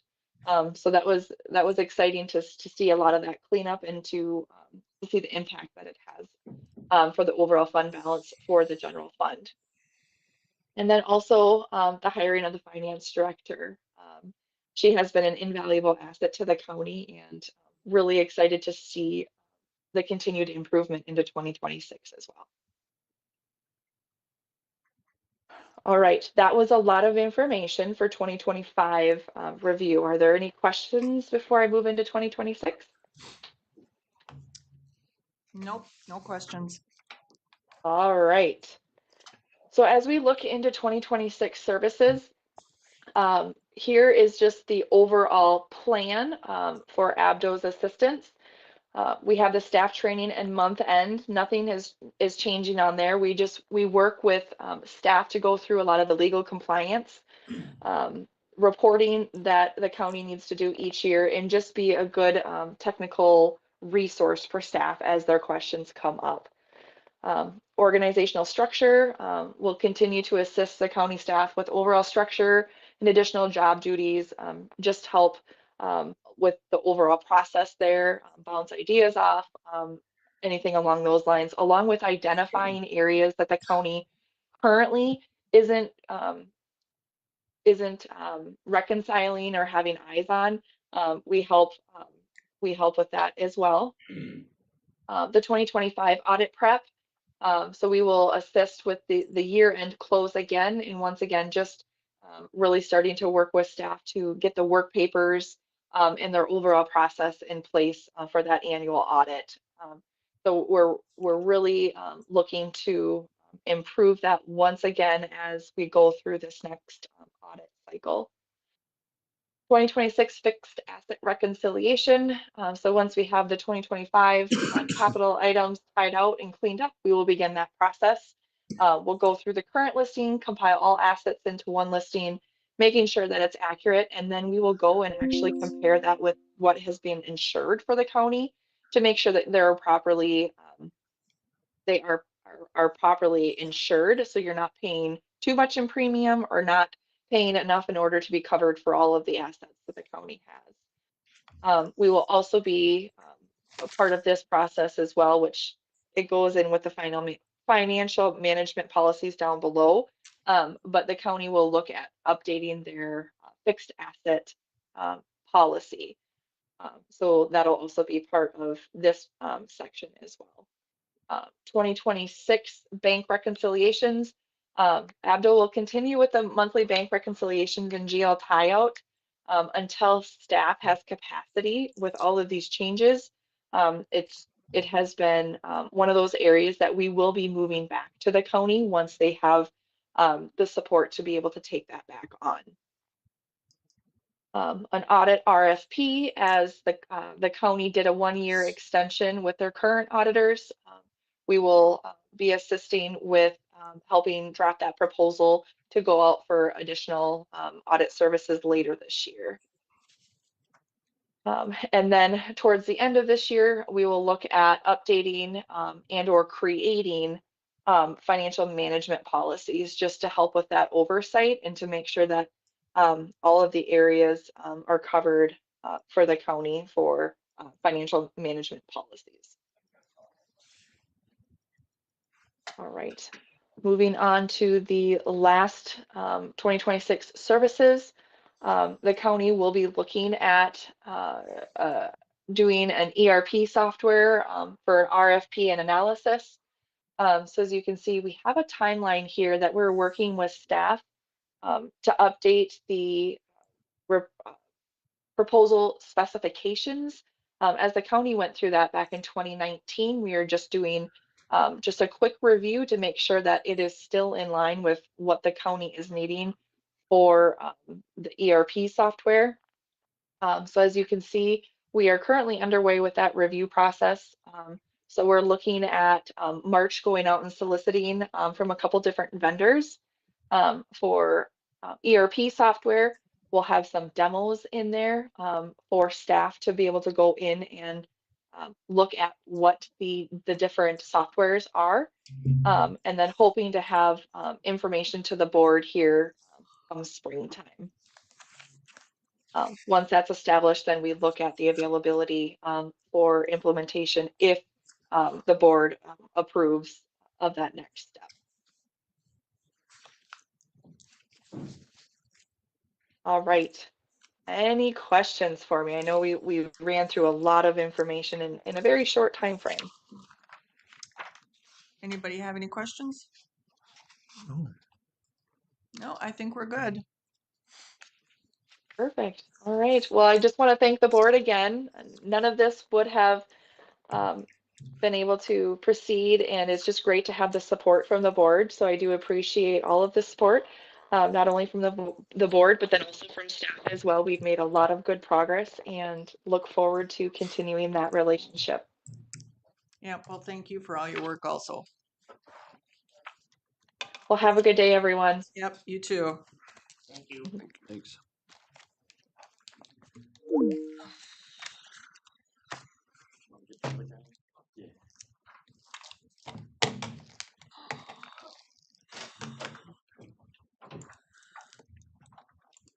Bunch of happy faces in the background there.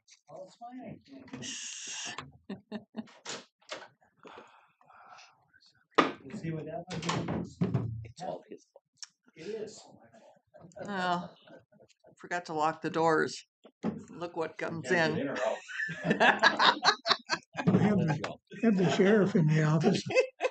I mean, you noticed the sheriff was in here, you know? I'm good friends with the sheriff, so I didn't call that. In a good way, not a bad. Oh, Yeah, right.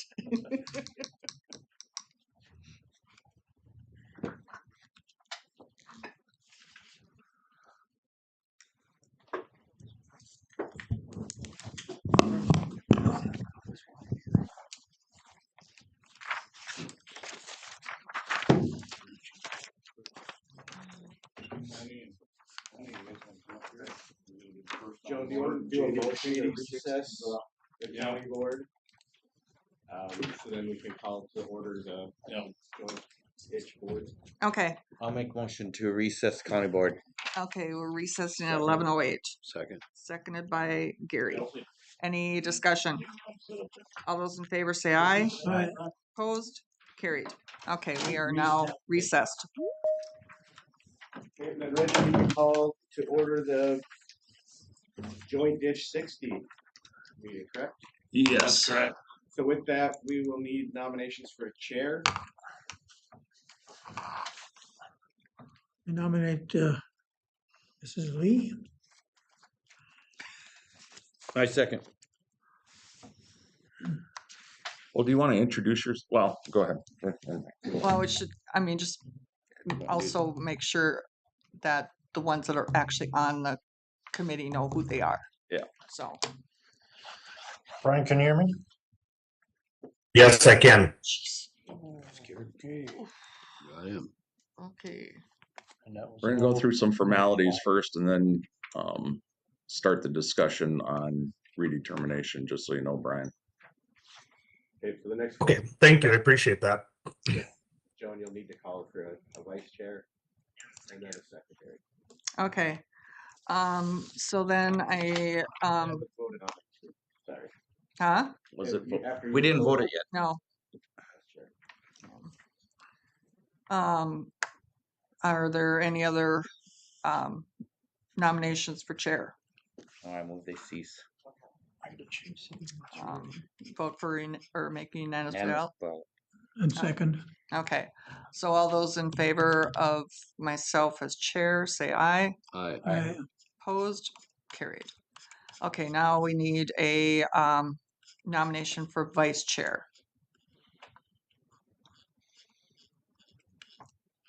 And Rich, if I'm looking at this correctly from the emails, it's Chuck and Andy from Red Lake County that are on Joint Ditch 60. I think that's right.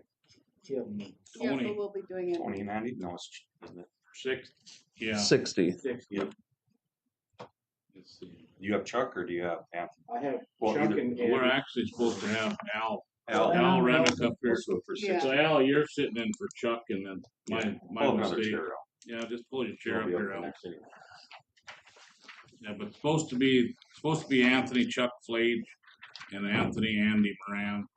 But Chuck is elsewhere, so Alan Remick is subbing. He's our sub. Yep. So my mistake. Sorry about that. So that's fine. I was just going up and email us who was. Mhm. Yep, So you're we right. all know who's on this board.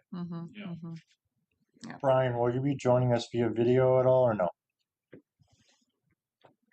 I certainly can, if that's easier. That's up to you. It doesn't matter to me. I just want to know for streaming purposes. Maybe You it's don't Yeah, have to have I- the camera on if you don't want. I can turn it on when I'm talking for sure. introduce himself, so everyone Okay. knows who he is. Yeah, we'll get to that. Okay, we're good. Okay, so still looking for a nomination for vice chair. I'll make a motion for Vice Chair Andy Moran. Okay, I'll second. okay, so are there any other nominations? I'll make a motion that nominations cease. Okay. And cast a unanimous ballot? Yes. Yeah. Okay. I didn't. We got that straight. Oh, yeah, we're real official here. A second on that? Second. Okay. All those in favor of Andy as vice chair, say aye. Aye. Opposed? Carried. And then we also need you said a secretary? Yeah. But isn't that you? Yeah. But it's always been voted on. Yeah. I make a motion, Sam. Okay, Albie. Second. okay. Any other nominations? Someone move want to cease. to, Unanimous ballot, right? Yeah, okay, all those in favor of Sam as secretary, say aye. Aye. Opposed? Carried. Okay, so we probably should go around for introductions. We should. Yeah, so if you guys would like to introduce yourself, coming from Red Lake, and then we'll have the county board do theirs. Kelsey Jarvis, County Auditor. Tony Girardi, Commissioner. Alan Remick, Commissioner. Andy Moran, Commissioner. Kurt Cassavan, Drainage Inspector / Environmental Officer. Okay. Individual in the back, are you? Al Page, Red Lake Watershed District, Red Lake County Representative. Okay. Ross Pape, Commissioner. Gary Wilhite, Commissioner. Joan Lee. Warren Strandale. Paul Reese, Commissioner. I'm Richard Sanders, I'm the Polk County Engineer. Go ahead, Chuck. Chuck Whiting. And Sam Melby, the Director of Property Records. So on the Polk County Board, or the joint board, we have Mrs. Lee, Mr. Reese, and Mr. Wilhite.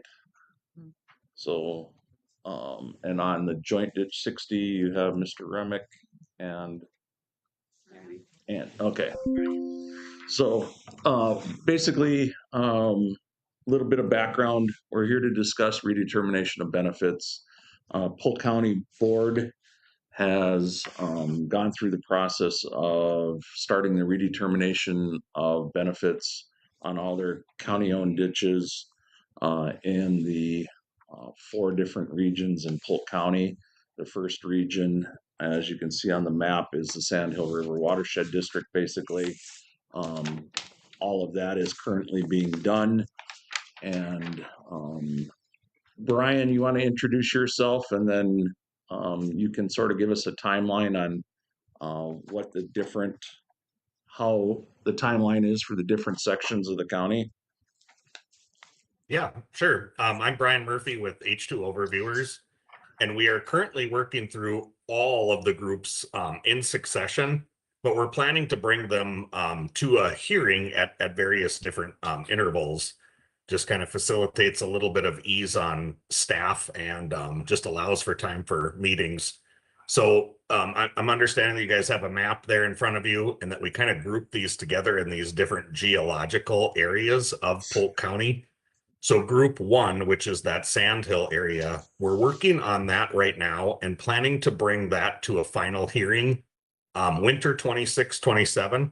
It's moving along really well. In fact, we're a bit ahead of schedule on that one, but just not enough ahead of schedule that we'd be able to bring that to a hearing kind of in the midsummer. We want to avoid spring planting and of course avoid fall harvest. So that one will likely come to a hearing this coming winter. And then we would do group two. It would be summer of 27. We would do group three, winter of 27, 28. And then lastly, group four, we'd do summer of 28.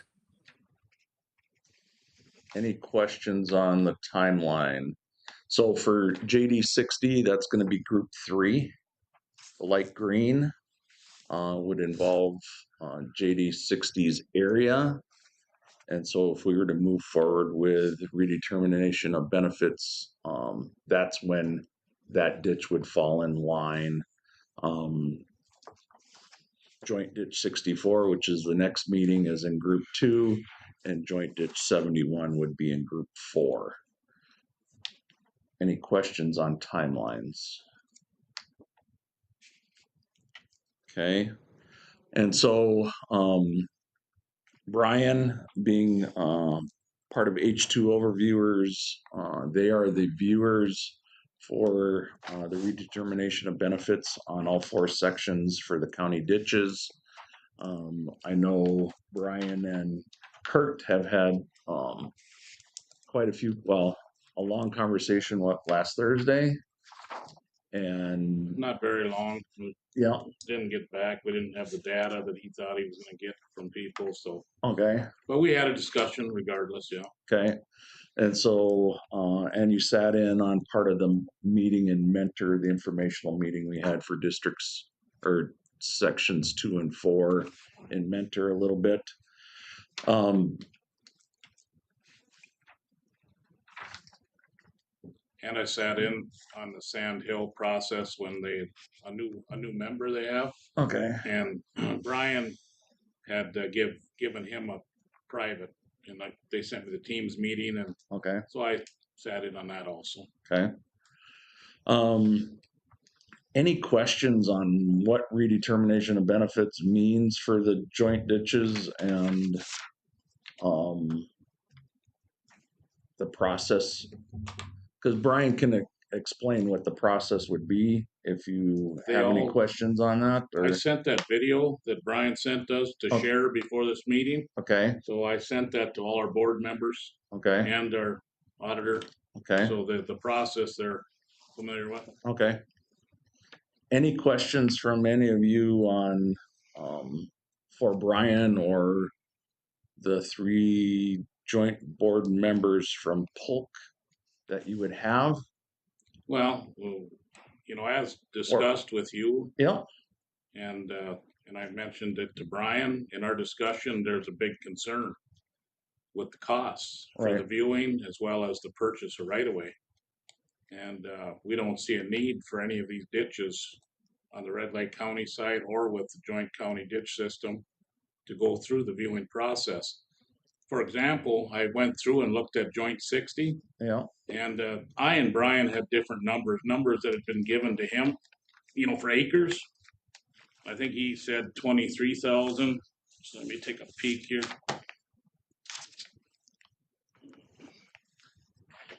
I had 32,000 and some odd acres in the system, total combined. Brian gave me a number that he had of 23,340 acres. Now I know that we had taken some lands out of 60 and redetermined some of that by Parnell that year. And I don't have that number, but I don't know that he had Red Lake County numbers in front of him because we have about 10,000 acres ourselves. And if you add that to the 2023, it comes out to be about around that 32,000 acres.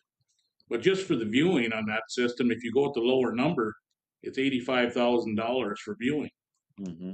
And if you go with the higher number, which I think it is, it's like $117,000 just for viewing. And then when you take and look at the lands, because I know we're going to have to purchase right away. I know you guys are. And I looked, Red Lake County, for our acreage that we'd have to purchase, it'd be 190. This is given that it's $5,000 an acre. And that'll be the minimum, especially when you come into Polk County going west. A lot of these lands with beet farmers and potato farmers, what have sales been? Some 10,000 or more an acre? Yeah, but not there. Anyway, so 5,000 is a pretty good number. Mm-hmm. And $190,000 on Red Lake County side, and $230,000 on the Polk side.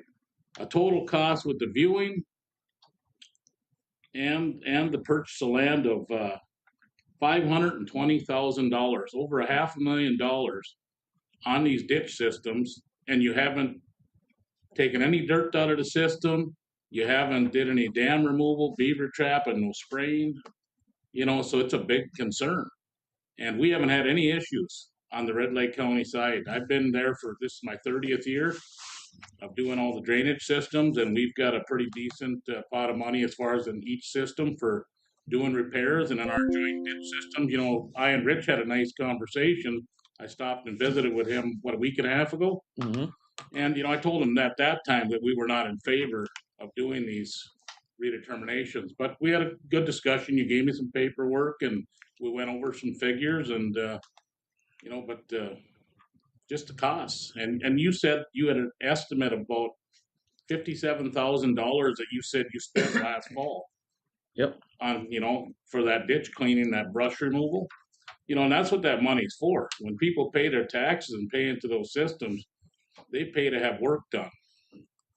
So it's something that I don't think is needed, and our commissioners can speak on it. It's pretty much unanimous, and the budget, general revenue. Paying for it? Bonding or? We haven't gotten that far yet because we haven't held. We know what the cost of the viewing is, and that's the $3.63 an acre. So you haven't figured a cost of what it's going to cost to buy a land, or if you got, well, because right now, even with Brian, we don't know if we even need to buy right away because a lot of our ditches have enough right away to cover the 16.5-foot grass strip. So until they actually look at the existing right of way of the ditch, and then we figure out where that right of way line is, we don't even know how much right of way we're going to have to purchase. And the same thing with this. Or the buffer strip or whatever's in there. That was my thought. What if you get a couple guys that I'll sell it for $30,000? Stupid money. Guys don't want to get real land. No. And you found that out with the buffer strip.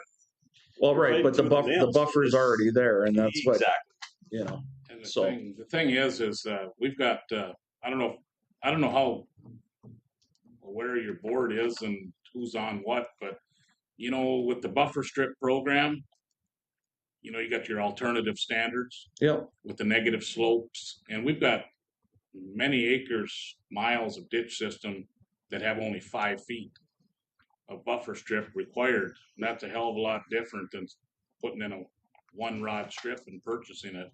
It's just going over all the facts and looking through the file on this particular system. It just, I want to work with Polk County, obviously, but I just don't see it. And being honest, I don't see a need for it. And there's a lot of concern with our board and our auditor. And, discuss that, I guess. I don't know how you guys feel about this as commissioners yourself. you know, I'd like to hear from Polk County and then get some thoughts on it. Have you guys discussed it at all and looked at the real figures and dollars invested? Yep. Mhm. So, I mean, the fact is we're doing the entire county. We've already done the orders. We're through the discussion of whether or not to redetermine benefits or not. Now it's just a matter of, you know, what the damages are gonna be, what the benefits are gonna be for the different landowners. Well, none of the And that- landowners in Red Lake County got notified. So You that thought was- you sent so- it, but it Did never we did. send to Nobody got Red notified. Lake County or As far as just Polk County notifications, residents? As far as publishing this meeting and everything? No, You Liz did all the notifications to that. Yeah, so the list that we gave Liz and Megan to send out the public information meeting for the three, well, that included these 3 ditches. That would have been whatever was provided to her. I didn't know. So I don't know if it was Red Lake County residents or not. No, nobody contacted me for addresses to be sent to our landowners on Okay. these 3 ditches. That's Okay. my biggest So you concern guys right made away. a motion and went through that, signed it, and no one even knew about it. Yeah. And I myself didn't. Well, get we a didn't do notification. anything for joint ditches. Yeah. No. Just Yeah. it could have been done for the joint ditches at that point. Yeah. No, All that needed to be notified was Polk County because that's all we were doing. right. Oh, Okay. So all we were doing was the Polk County ditches, not the joint ditches, not the watershed ditches. It was just our notifying our residents about our regular county ditches. Okay. So I'm assuming based on that, none of your Red Lake County people as part of joint ditch 60, 64, 71 were notified. No, I'm a So- landowner and Yeah. I checked with some other landowners. So, Nobody's aware of it. so none of your residents would have gotten the spiel from Mr. Murphy and the viewers. So, okay, That's my biggest concern. yep. They have to know. They live there. So the question is, do you want to have an informational meeting first to let your landowners and residents learn about the process? Then, and then have discussions amongst you guys, and then set up another joint ditch board meeting, probably late summer, early fall, and then go through another discussion on either voting it up or voting it down at that time? Would that benefit you well, guys? the landowners have to know. Yep, What's, yep, because I'm sure we'll get a strong feeling one way or another okay. too, so. That's up to you. If that's how they want to handle it, I don't think there's a need for it, but if that's what you guys want to do, that's fine with me. Well, I think that'd be something we should discuss at our next meeting also, Yeah, because if we're gonna go with the With it or avenue without. we're gonna take. Because we'd want to, you'd probably want to shoot for a time frame somewhere between harvesting wheat and harvesting beets.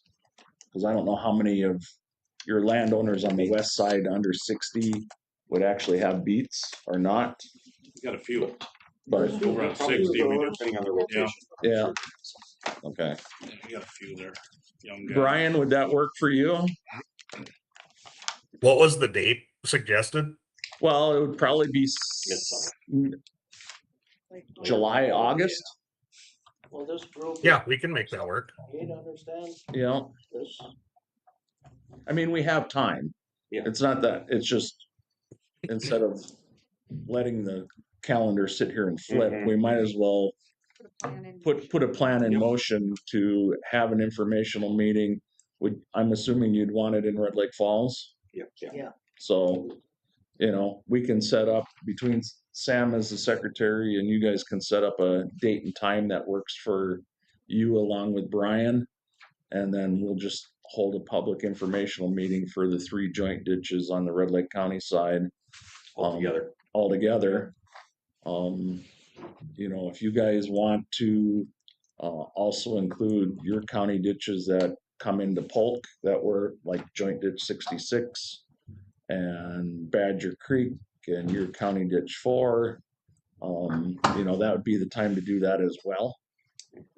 just so that your landowners in those have the same opportunity to hear this presentation. The then- presentation is the same for all of them. You might as Right. well get everybody in the same room and do Yep. it once. Yep.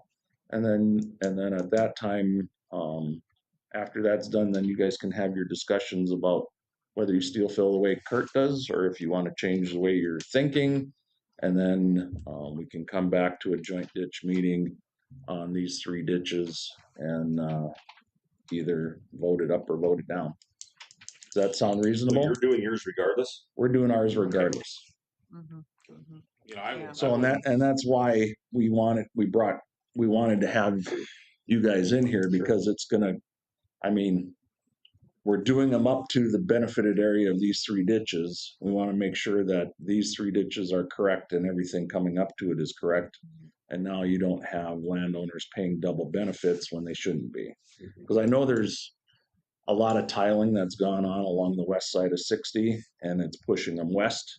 So now those landowners that are paying into 60, but also paying into County Ditch 1 or County Ditch 126, would get removed from one or the other type thing, or pay a portion into 60 and a majority into the other So maybe ones. similar to a direct in one and indirect in the other. Right. Kind of how Yeah. we do that. Yeah. there's also protection benefits and Yeah.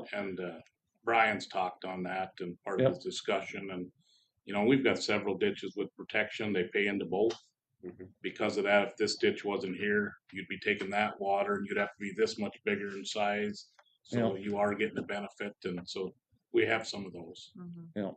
Yeah. And the you know, like Kurt said, the big thing is before or after these ditches were all built, now we stuck Parnell in the middle, and depending on which way the gate gets opened, it either goes down, the water goes down 60 or it goes west on County Ditch 126. And so, you know, I don't know if any of that's been figured. And then you have the ditches along the north side of Parnell that actually take the water draining out of Red Lake County through County Ditch 66 and 2 that don't go through Parnell. They go around Parnell and go north and west. And so you have that as well. So anyway. Rich or Mr. Chair, yes, may I make a comment? Yes.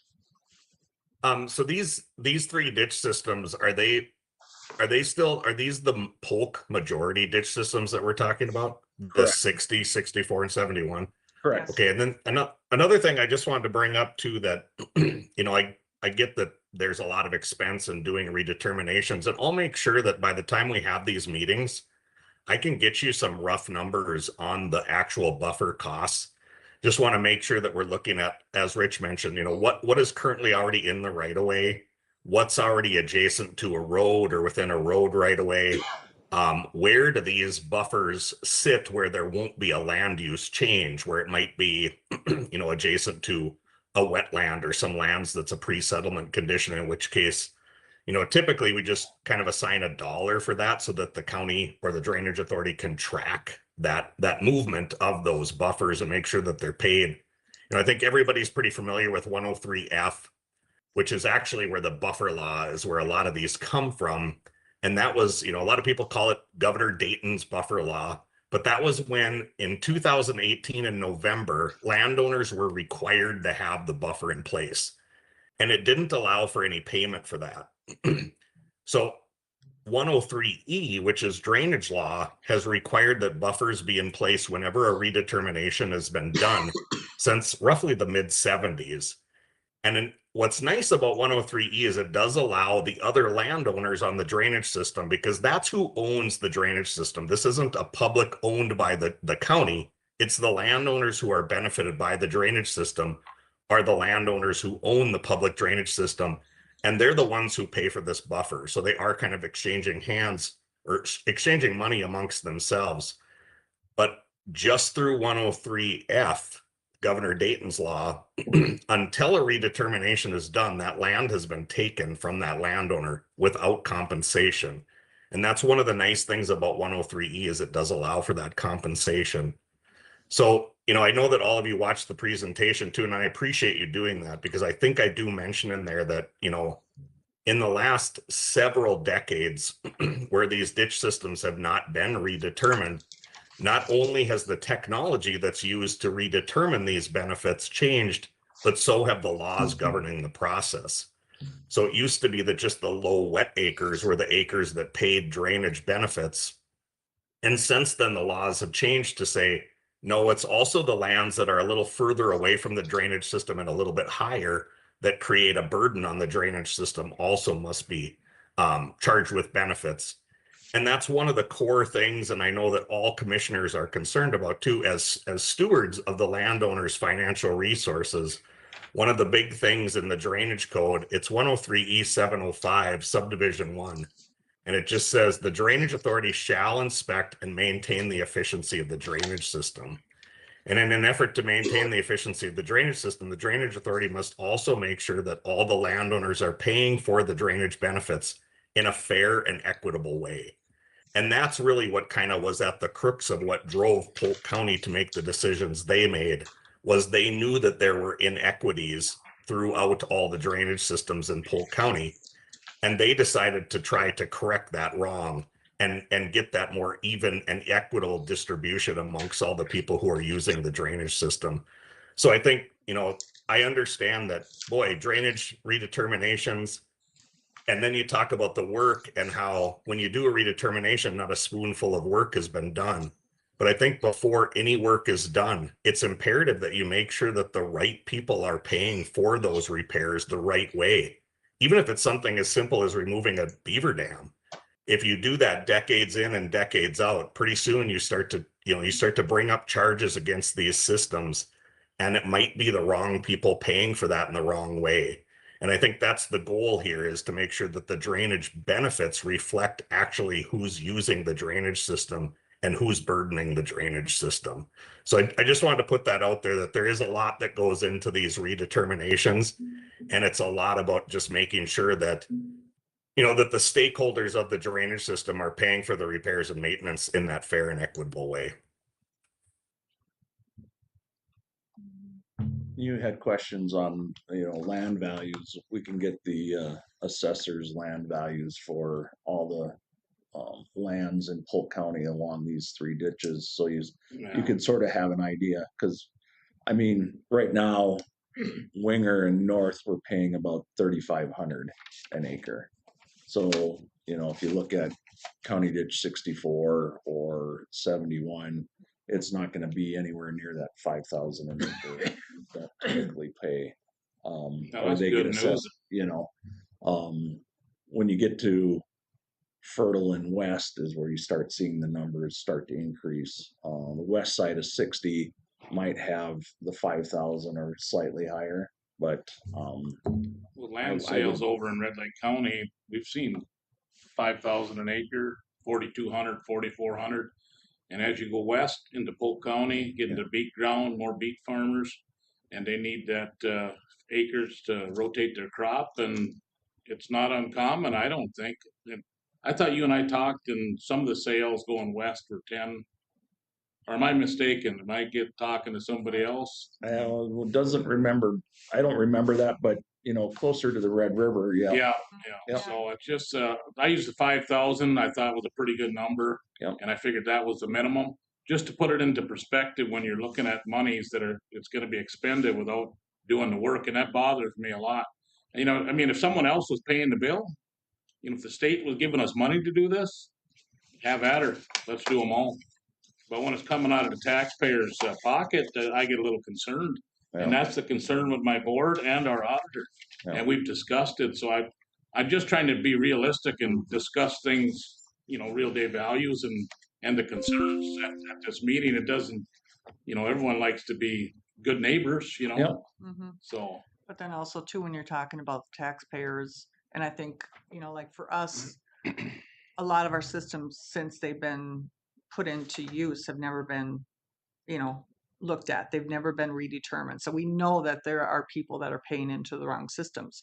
And that's where, where if you're concerned about your taxpayers, that you want to make sure that if they are paying into a ditch system, that it's the correct one. Because I know when we did up by Gully, we had people that were paying into systems that no Yeah. way should they have been because their water did not go there. So did you also have people that weren't paying that should? Yes. Yeah. So how did that go? Just I the mean, they same- realize that their I'm a water's farmer, I going. know. How did- Yeah, I know it. that's- Well, I I'm am just too. saying Yeah. that you're gonna get feedback from the farmers. Yeah, we First of have, all, they're probably not gonna wanna sell it. yeah. And second of all, oh, what do you mean? I've been paying that ditch all along, or I've been paying and I shouldn't. I want money back. Yeah. Or there should just been a different ditch system, you know? Yeah, so I'm Some a guy guy who's just like me, and I'm in the middle of nowhere, and I'm Sure. still gonna pay because I am near the sand hill, but I am very, very high. Well, I still should have to pay, Yeah, but you and are. we are not. I'm not. I don't believe. Okay. Yeah. Yeah. No, yeah, but I'm gonna. Right. I'm gonna. I already know that I'm gonna be paying X amount. I just got mine for way up north in Kitson and Rosa County are doing the same thing, and I got land up there, and no different. Yeah, same thing, yeah. You know, a lot of people don't realize, but when you're doing these benefits and on a large system, when you're included in that and you get your ratio and they break up a $5,000, $10,000 assessment to the 40-acre tracts, it's usually minimal. $10,000 spread over a big area. It's when you need the money for a small benefited area, no matter what the ratio is, and it's higher per 40, and that's when people get concerned. But on a system like you're talking, the Sandhill, I sat in on that presentation, like I was saying, and that's a big area, and $10,000 spread over that doesn't end up being a lot of money. That's not my concern. It's the cost to get there. Yeah. To purchase a property and stuff. I've been looking at figures and trying to pencil things out and figure it out and talk to Kelsey there about how we're going to fund this, and I don't have money in the systems for this, and do we have it in general revenue? And I know that general revenue has been tight like everybody. You guys are in the same boat. I don't know how you're doing it, but then talk bonding, and she said, well, we really don't want to bond, Kurt, if we don't have to, you know, or so it's just a money thing. Yeah. You know, that's all I'm looking at and trying to be real about it, you know, and go that route. So that's our concern. But you're gonna pick up people who are benefiting that are not paying right now. Maybe. You will. I mean, I wasn't paying for never, Yeah. and I'm gonna pay. Yeah. And as a farmer, I mean, like, you know, if you're not paying into the system, but you don't want that water sitting on your land either. Yeah. You know, so if you realize that, you know, your water's going someplace, you're benefiting from it, you know, Yeah. that's So, any other questions? I guess I'm concerned about opening up to litigation. I mean, is this gonna cause a bunch of different lawsuits and extra expense? No, all they can do is appeal. If you go through the process, they appeal it. Okay? They can appeal their damages. Brian, you might want to speak to it. But yeah, I'm happy to. We've done this on almost 4 million acres in Minnesota in 37 different counties, and we've been appealed one time. Generally, the only reason why you get appealed is because somebody didn't understand how you determine the benefits. And we take a lot of time to try to really spend a lot of time with all the landowners at the landowner meeting and individual meetings afterwards, so that they completely understand how we did it. We always kind of joke and say that if everybody walks away slightly unhappy, you hit the sweet spot. If anybody is really too happy, you probably did something wrong. And we're just trying to explain how those benefits shook out and what percent of any dollar that's spent on the drainage system each individual landowner is responsible for. But no, Rich is right. When once the board accepts the redetermination and adopts the findings, there starts a 30-day time period where any landowner can appeal their benefits or anyone else's benefits. They have to have grounds for doing so. And then, of course, that goes through a vetting process before it would actually get to an appeal process and actually go to the Court of Appeals. But it's very rare. For the most part, everybody understands that this is a really large piece of infrastructure that everybody benefits from when they're maintained and used properly. All of those things kind of work in favor for landowners kind of having this understanding when you get there. Another thing I wanted to mention was we actually did a presentation in Swift County about 3 years ago, because I couldn't agree more that the buffers are expensive, and they're a large part of the redetermination of benefits process and what takes place. And in that particular county at the time, we were looking at 920 acres of buffer. And it was about $3,500 in value was the number we were talking about at the time. And it came to $3.2 million. And in that time, they've seen 10% increases in land values. So 1 year it went from 3,500 to 3,850, and then the next year it went to 4,235. If they had waited just 2 years to do that redetermination of benefits on those systems, they would have paid almost $1 million more in for the buffer strip. So the buffer and that buffer acquisition is going to happen at some point in time. And it would have been great if it would have happened in the 70s when the law first came into place. But the reality is the buffer is expensive, and it is never going to be cheaper than it is today. Today is the day to buy the buffer for the cheapest deal you're going to get. And I think that it's important to remember that too. If you continue to kick this can down the road, one day you are going to have to do a redetermination of benefits. And the cost of that buffer is only going to be more than it is right now. God, he almost made me feel good about it there. And Quite a sales pitch, my friend. any other questions? I'm just gonna start with the meeting and Okay, get the landowners involved. so, any questions from the Polk County side? Nope. Okay, so, We are gonna have to close this one and open the Yep. other two. yeah, so do you wanna, so we'll close this one. We'll open 64, do the voting, close that one, open 71, do the voting, because I don't think we need to discuss redetermination No, any more than we already have. So the process right now, or the proposal right now, is to wait on any motions or anything for redetermination of benefits. We'll have a public meeting in Red Lake County for their landowners to get the same presentation that our landowners got. Let them discuss further how they would like to move forward, and then we'll have another joint ditch meeting in the future. And I assume that you would be at their public. Yeah, yep, I'll go up to theirs as well. I mean, should we go? You don't need to if you don't want to. If you want to hear what their That's what I was thinking. what their landowners are If it saying. works for me, Yeah. Let us know the date. Yeah, we should know the date because Yep. I wanted to mention one thing. Yep. If we're gonna be having the viewers or H2O viewers coming for these 3 ditches, are we gonna wanna do anything with our other ditches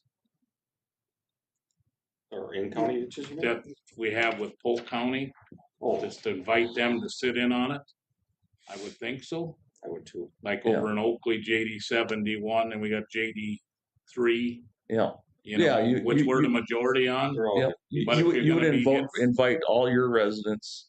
But if it's gonna be informational, of course, we didn't meet as a board for 3 and 71, but I'm just opening it up for discussion here as far as maybe we should send. It's gonna be a few people for one venue, so I don't know if we're gonna. So well, you can have them at different times, depending on where you're.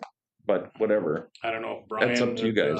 I don't know if Brian would be willing to do, a presentation like you did, East Grand Forks and Euclid, Red Lake Falls, Oakley. I'll have to discuss it with our board and see. And you can discuss it with Brian because he has team members in the area that he would send, like he did in Mentor. So. Yeah, I'd like to do it in one, but there's quite a few people, and I don't know if we have a space for that many people. Okay, that's why I'm thinking so. We'll accommodate any schedule. You let us know when and where, and we'll make sure that we can get there. Okay. Thank you, sir. Okay. So, okay. You need to adjourn. I move to adjourn this judicial ditch 60. Okay, so we're closing it at 11:50. I need a second. Second, Clear Lake County. Al Remick. Okay, any discussion? All those in favor say aye. Aye. Opposed? Carried. Okay, now we have, Yep, now we'll open joint ditch 64 and look for nominations for chair. oh my gosh.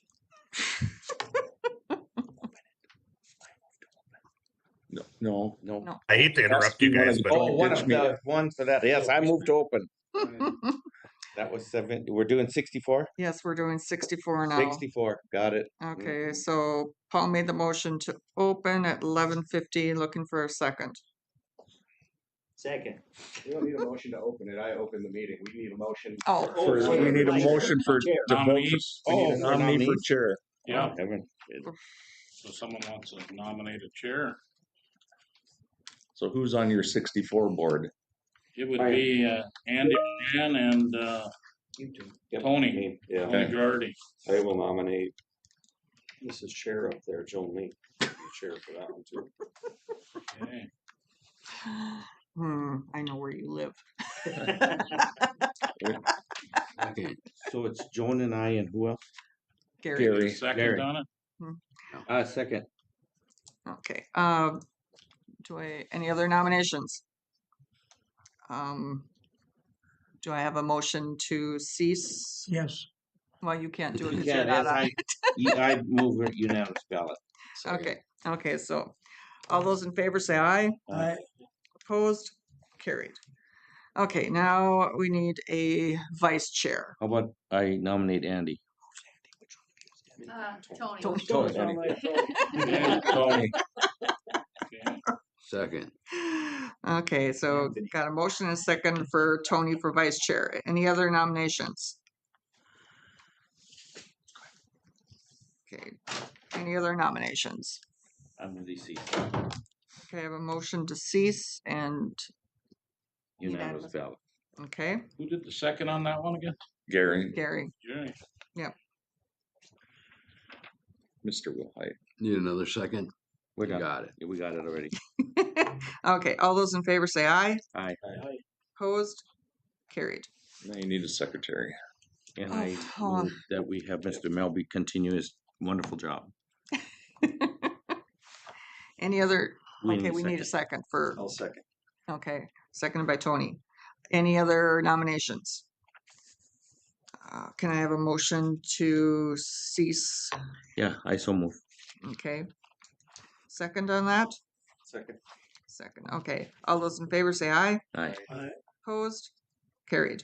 Now you can adjourn. Well, Yeah, it's now you can adjourn this one. And then and go to the we'll next one. Okay, so, We just maybe mentioned in the minutes that we're gonna have a follow-up informational meeting, set that up, and then meet as a joint board after that sometime.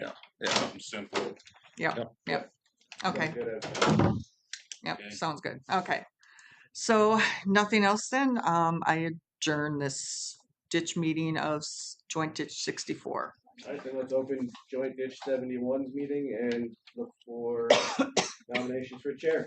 But can we have the same ones as, because they're both, They're both the same. they're both the same. Tony Can I make a Girardi and- motion to keep the, everybody the same? As 64. So Joan will be I will- chair, I'll be vice. And then you guys- I'll make a second to that. Okay. Okay, any other nominations? No, I move they cease. Okay. Second on that? Second. All those in favor say aye. Aye. Opposed? Carried. Okay, and then we'll have the same notations on 71 as we do for 64 and 60. Correct. And now you can adjourn it. Okay, so nothing else then? We are adjourned to joint dish 71. Thank you All right, for thanks coming. guys Yep, for hosting. thanks. Thank you. Thank you, Brian. Yep. Goody. I like giving them more work. Thanks, guys. Well, thank you. Yeah. Yep, Thank we'll you. catch later. Yeah, You good go. seeing you. Touch for sure. Yep. All righty. Oh, I'm still here.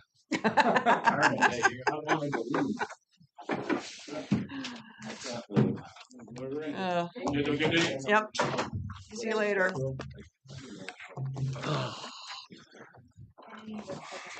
Let's see. Yes. 3-year way, Okay, 2-year way. Oh, they're staples. Oh, sorry. Yeah, Okay, that's fine.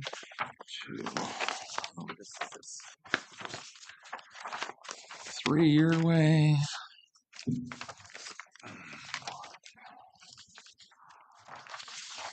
2-year way.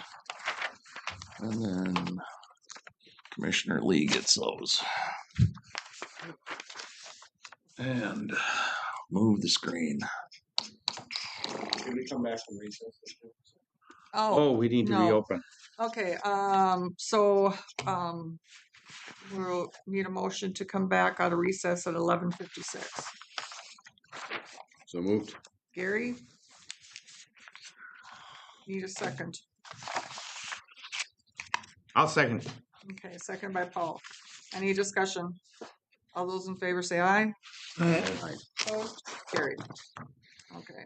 Okay, so the first agenda item you have is the Minnesota-North Dakota Border Bridge Memorandum of Understanding Agreements between Polk County and Grand Forks County in North Dakota and Trail County in North Dakota.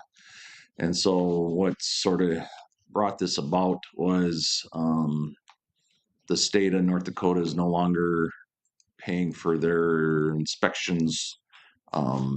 They are doing their inspections, so the counties had to hire consultants to do their inspections for them, and so Minnesota DOT. How ironic is that? Yeah, Minnesota and North Dakota DOT basically said, well, now border counties need to have agreements on how they're going to take care of inspections and maintenance and reconstruction of bridges.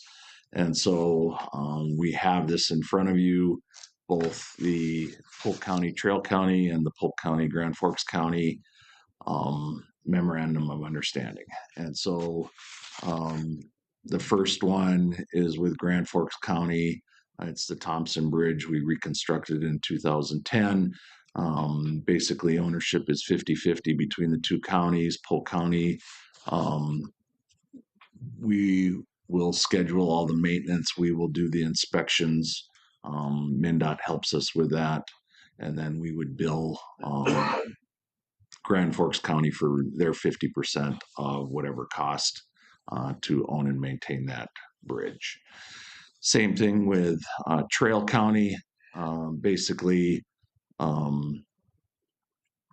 they own 50% of the Neilsville Bridge. They would own 50% of the new Climax Bridge. We would both pay 50% of the maintenance. We would be 100%. Well, we would do the inspection and bill them for their 50%. They would do their inspection on the Climax Bridge and bill us for their 50%. So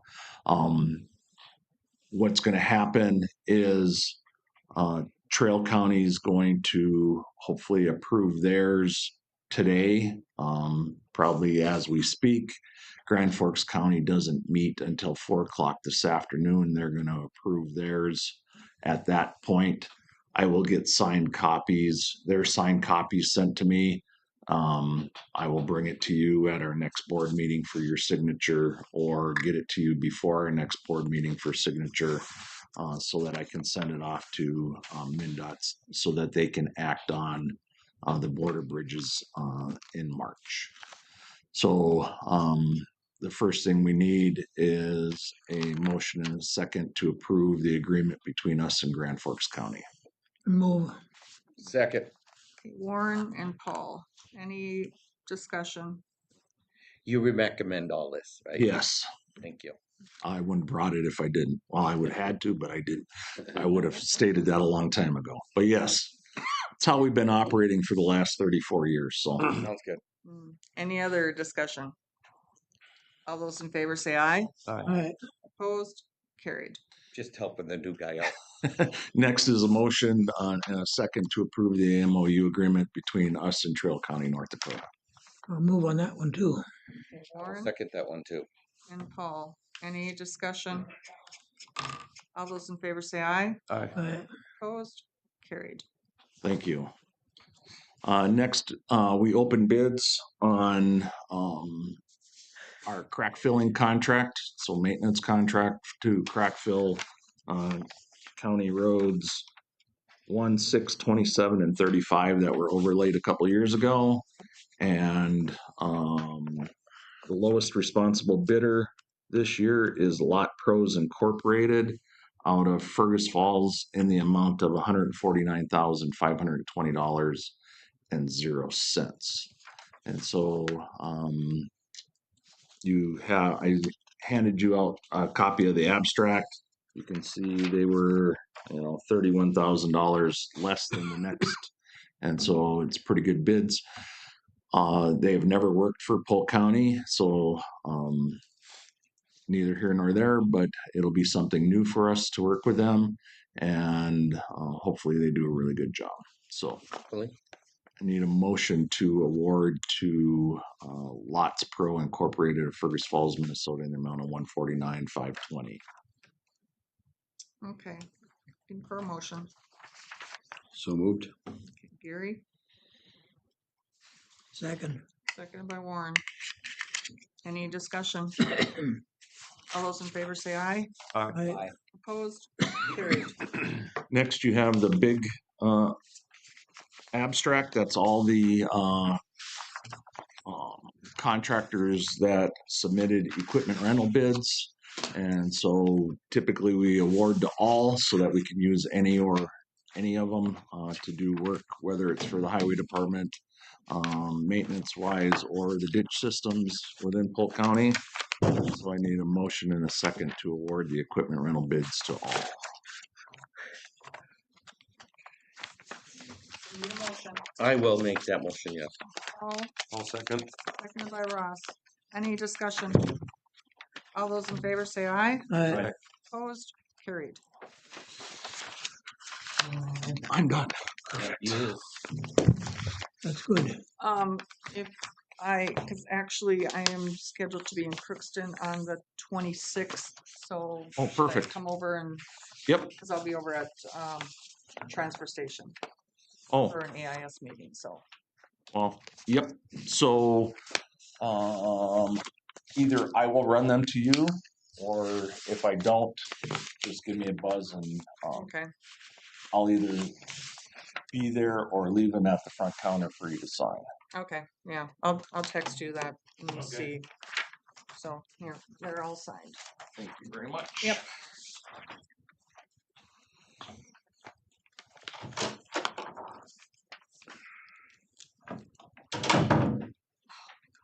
Mr. Whitey, you don't look like Mr. Whitty. No, I don't. Sometimes I get confused for him. So, but Identity crisis?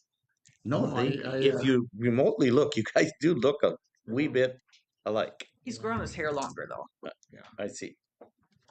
I got stopped once by whoever the cop is in Climax who thought I was Greg. Really? Yeah. You're looking for brownie points. Get a ticket. But anyway, I'm filling in for Greg. He's got a vacancy. Another assistant county attorney has left. Langby Thompson Odegaard resigned, and he needs to go ahead to fill. Was this expected? No, I I don't think so. I don't either. There's probably more to it. It's more a personal thing for Oh, sure. for her, but it's unfortunate.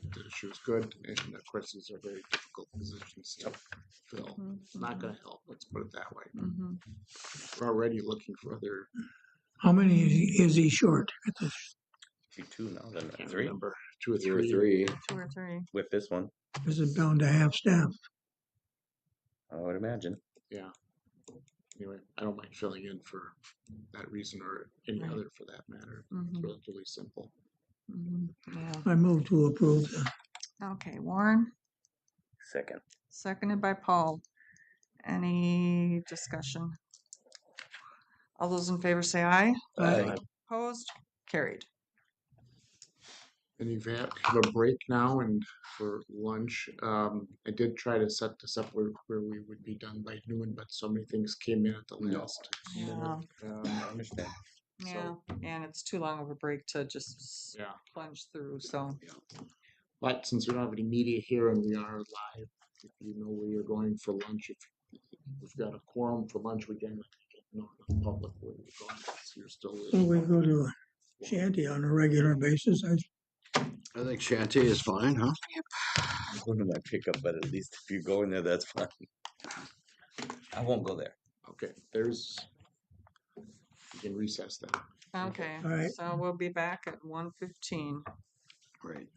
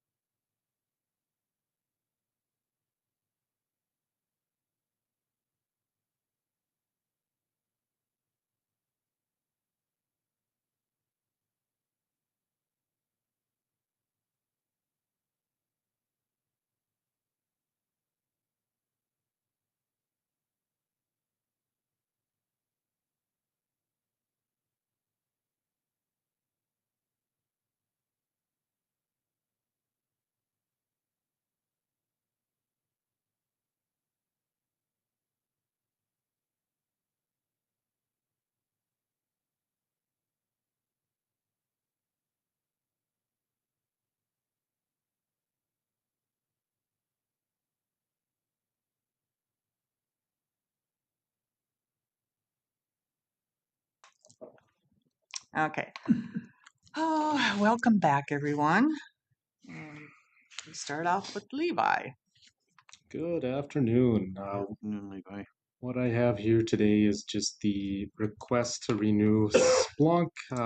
Item is used for FBI and BCA compliance, gives us the ability to monitor, search, index, and correlate data from various sources. So, failed logins, things like that. We can get alerts on that if something's going on. This item is budgeted for 2026. Cost is $28,332.20. Looking for a motion to approve the purchase of Splunk. I move. Second. Okay. Warren and Paul. Any discussion? You say area searches, you're referring to our network, Correct. not people outside. Correct. Well, it could be an attacker or someone trying to get in, but Yeah. yep. That's not people on their own property. Right, Correct. yeah, Yep. yeah. Okay, all those in favor say aye. Aye. Opposed? Carried. Oh, trying to combine a couple words together and it doesn't work. So now Splunk, I mean, that's every year. It is. One thing we'll be looking at in this year actually is the state now has a service that we can get on where maybe we can save some money as well by just transitioning away from Splunk to that. So it's a relatively new service. We'll sure check it out because that might save us some staff time as well. So, but it doesn't have as an exciting name as Splunk. No, nothing that cool. So.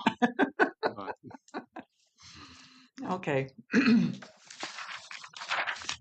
And then I had just a quick update. We had the server storage. It would have been last meeting, I believe. Oh, yeah. And I had one wrong quantity on that. The quote was wrong. It's not a huge change, but I had a 52 and it should have been 54. So that increased the price by 3,200. So it's 256,389 or $398.24. So I just wanted to be transparent on that. So okay. But sounds good. Minutes and Yep, and it's within your. So yep, okay. But sounds good. Thank you. Yep. Thanks for the update. Oh. And Ross, right? Yeah. Nice to meet you, Levi. Thanks, Levi. So it looks like you're all going this morning. I think so. Sounds I'm good. not touching anything. Perfect. Good afternoon. Hello. Hi, I have the last contract for us for 2026, and this contract is with Illuma to provide children mental health services and outpatient services. The only change that I saw was an hourly rate for the mental health professional services, changed from $140 an hour in 2025 to $147 an hour in 2026. The ceiling amount for this contract stayed the same, not to exceed $40,000. And this contract is being funded through the Children's Services allocations and county funds. Requesting the board approval for 2026 contract with Illuma in the amount not to exceed $40,000 to provide mental health services and support. Okay, so need a motion to approve. So moved. Gary? So second. Paul? Any discussion? I'm curious that you've got a margin there, so. Okay, any other discussion? All those in favor say aye. Aye. Opposed? Carried. Okay, thank you. Yep.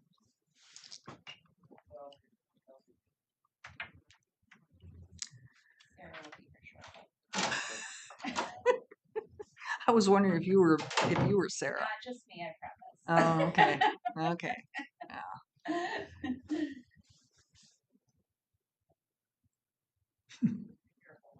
Go ahead. Go ahead. do mine. Sure. I'm trying to be your end of meeting bookend for the agenda. Yes.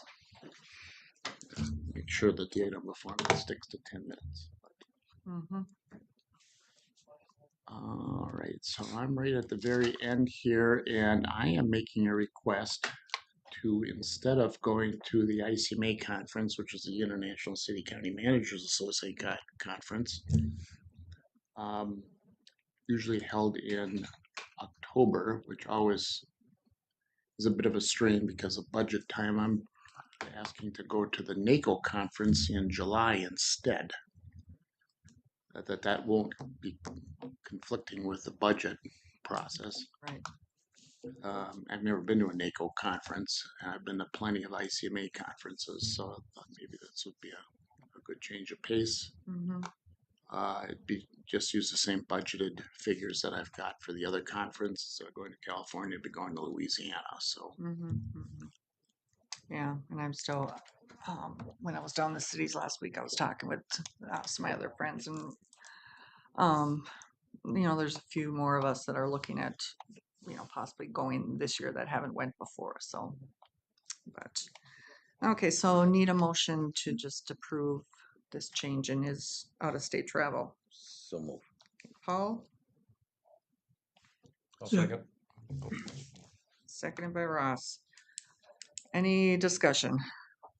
All those in favor say aye. Aye. Opposed? Carried. Have fun in Louisiana. yeah, I haven't been down there since I was a kid, but I know Rich goes to this. Mhm. And Joan has talked about going, so maybe we'll have a small contingent there. Mhm. Let's see here. Now I gotta find where we left off. Page 160. July 17th, right? Yeah, it tends to be over a weekend. Might be a Thursday to Monday travel. Yeah, something like that. I guess I haven't. Oh, I know I got it in my calendar, but. Are you going, Gary? Are you going to the leadership summit? I haven't decided yet. That's in a month, right? From here, maybe Yeah, at the end of March. 25th through 27th, something like that. 26th, 27th. 25th, 26th, 27th. Yeah, starts the afternoon of the 25th. How about you?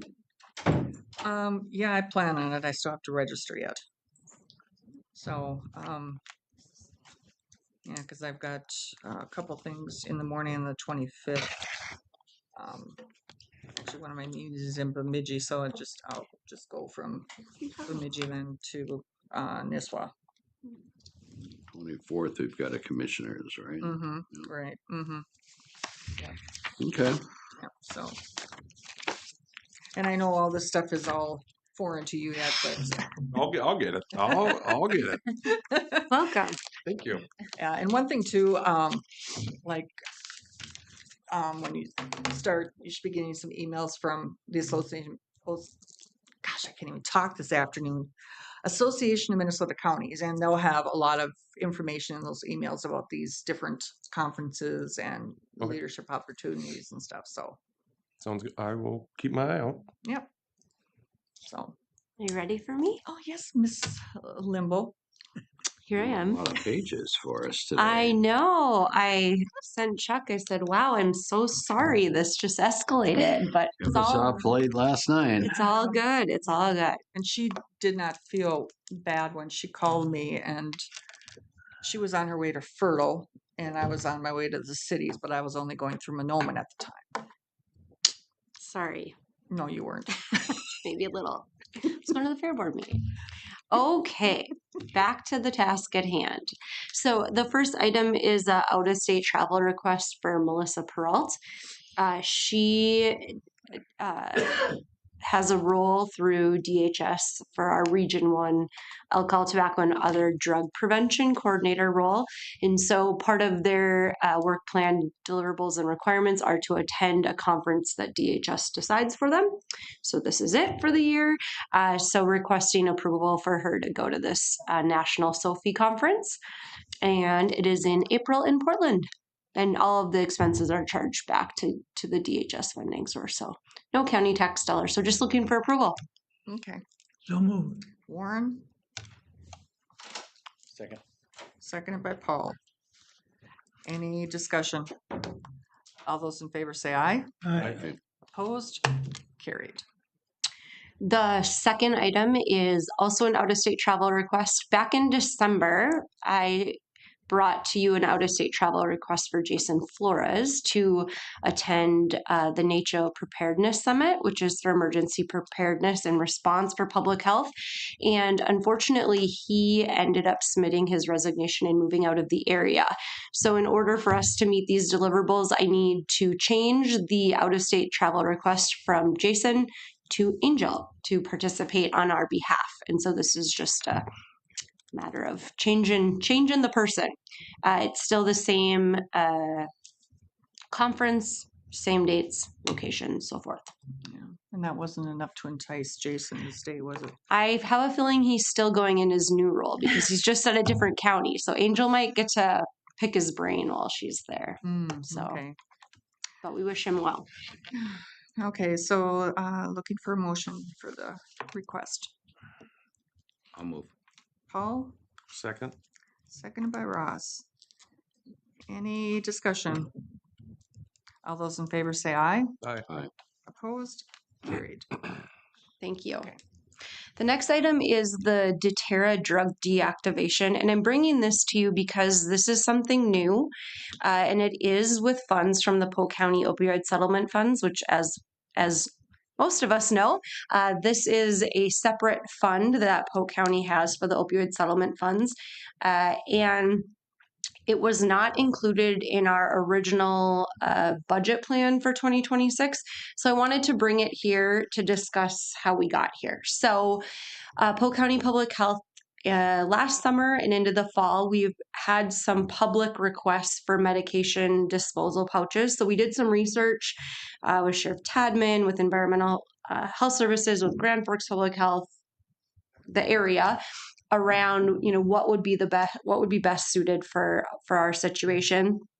And if you don't know anything about medication disposal pouches, it's essentially a safe way to dispose of medications. There's a lot of vulnerability if people have other people coming into their home, whether they're selling their home or people are visiting their home, for unused or expired medications. And so we want to have a win-win. We don't want diversion. We don't want environmental contamination. We don't want accidental ingestion by children or people that the med is inappropriate for, so on and so forth.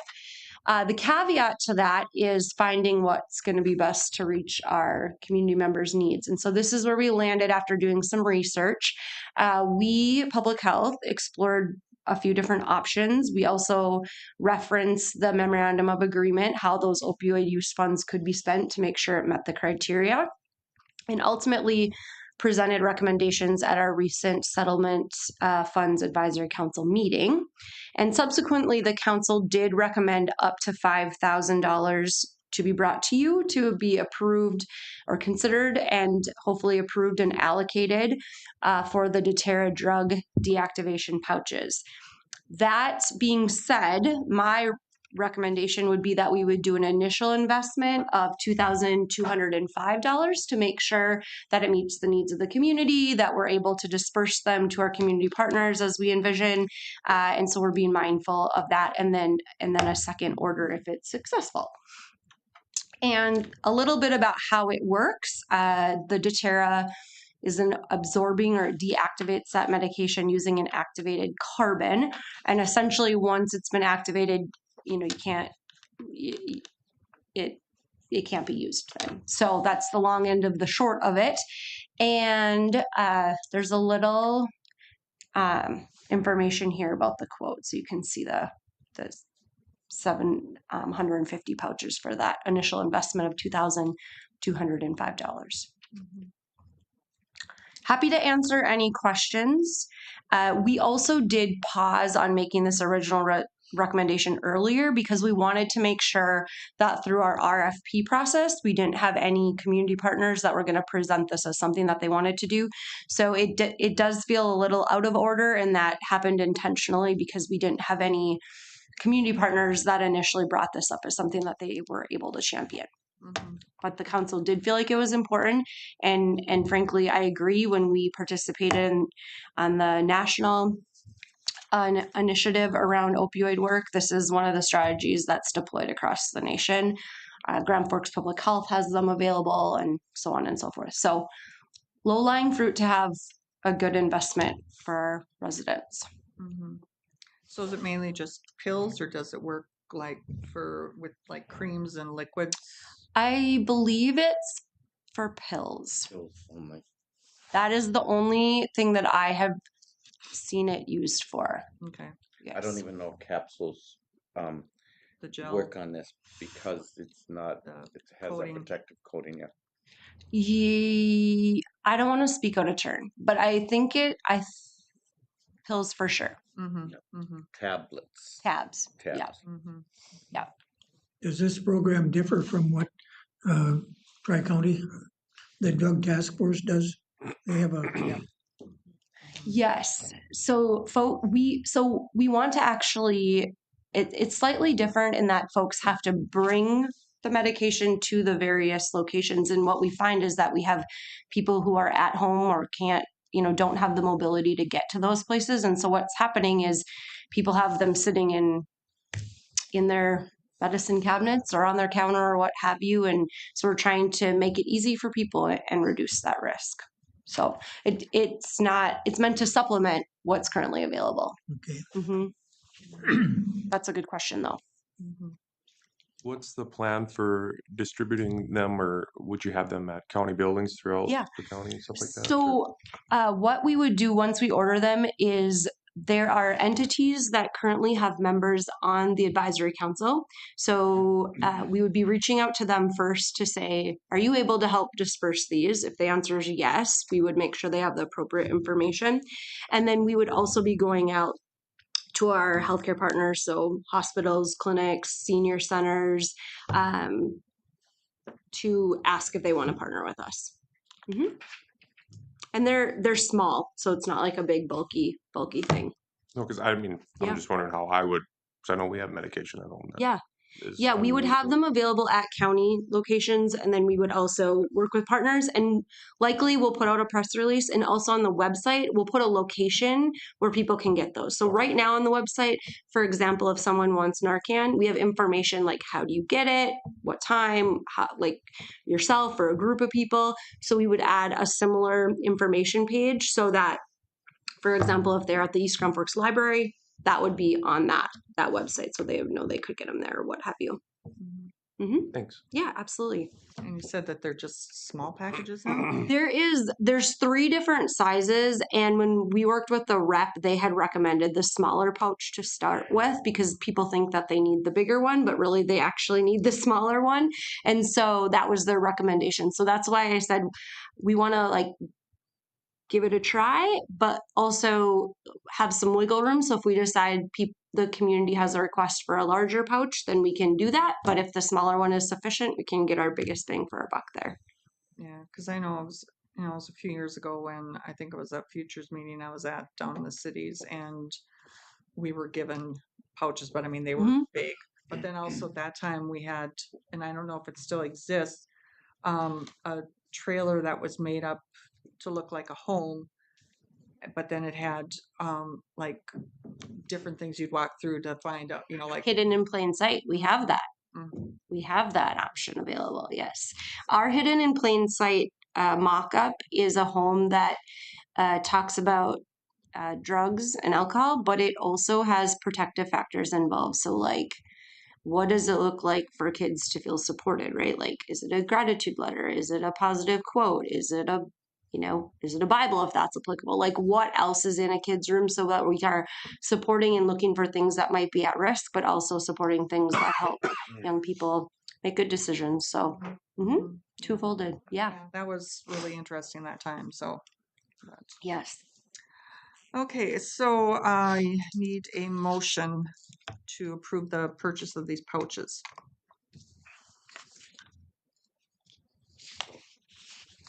All? second. You were begging, weren't you? I should have brought my cattle prod. Seconded by Warren. Any more discussion? All those in favor say aye. Aye. Opposed? Carried. Thank you. All righty. You've seen a few of these. We're working through the contracts. Back in December, again, we did bring and have the board approve the recommended applicants from our second review process for the request for proposals. And so as we get the final work plans and budgets worked out, we're bringing the contracts to you. So this is the one with the Crookston High School. It is for $40,000, and the language in the contract mimics that all of the other contracts. So looking for approval for that. So moved. Gary, Second. seconded by Paul. Pulling teeth out of you other guys. You guys gonna rock, paper, scissors it or what? Oh, this is what happens when we break for lunch. I know, I'm so sorry. And when I Oh. have so many things. Okay, any You're doing discussion? fine so far. That's what we like to hear. All those in favor say aye. Aye. Opposed? Carried. All right. Similarly, the next is a contract with KROX Radio. And again, back from December 2nd, and the amount allocated to them was $10,400 with the same application. Or I mean the same agreement. So move. Thank you. Second. Ross and Paul. Could you refresh what project they were doing? So they are going to be working with us on some radio and website and advertising about harms, messages, access to services. They are earmarking space for us and developing that with us and our partners. And then it will continue into next year as well. Okay. Mhm. Okay. Any other discussion? All those in favor say aye. Aye. Opposed? Carried. Sorry, I hope I'm not making anyone sick here. Okay. Consistent theme here, folks. This application, and so let me go back and say, sorry, I did not mention this before. All 4 of the agreements today are all new agreements. They were not funded in the first round of funding. I meant to say that originally. I'm sorry, I forgot. So Crookston High School, KRX Radio, and then these next 2 in front of you also. So this contract in front of you and the next one are with the same entity for 2 different projects. So they submitted 2 applications. So the first one is Recovery Partners Incorporated, and this is for the Hope Works network. And Recovery Partners Incorporated, just as a little background, is the entity that's working and establishing services and treatment out in Eastern Polk County. And so this is on the Hope Work network side, and this is around housing supports and peer-to-peer support and the infrastructure for them to get that going. What I will tell you about this application is there is a housing and coordination element to it. And so I have been very briefly connecting with them also about their obligation to be working with social services and the board as that's applicable on the housing side. The housing side doesn't necessarily have anything to do with me for per se, but it is part of the county's process. So just so you are aware, I have been acknowledging the obligation to work through that process as well. So looking to approve that agreement with Recovery Partners Incorporated for the Hope Work Network. Hope Works, the S gets me every time, network for $50,000. Okay, looking for a motion. So moved. Gary, I'll second. Paul? Any discussion? All those in favor say aye. Aye. Opposed? Carried. All right, and the second application or agreement, words are hard today. Woofda. Okay, so the next contract is again with Recovery Partners Incorporated, and this is for the Northwest Minnesota Center for Hope. So the building that Recovery Partners Inc. is working out of, my understanding is it will be used for a variety of purposes based on the wings and so forth. And so this is another element of the work, and this is around the treatment services. So getting the appropriate licensure, the appropriate medical folks, and ultimately to be providing services. So Northwest Minnesota Center for Hope. I'll move. Okay, Warren, I'll second. seconded by Ross. Any discussion? All those in favor say aye. Opposed? Carried. All right, thank you. There's probably a more efficient way to do that, but here we are. Okay, vocal fuel. So this is a new arrangement that we're working on called Vocal Fuel Consulting. The facilitator is based out of rural Fertile, Minnesota, but serves folks across a large geographic spread.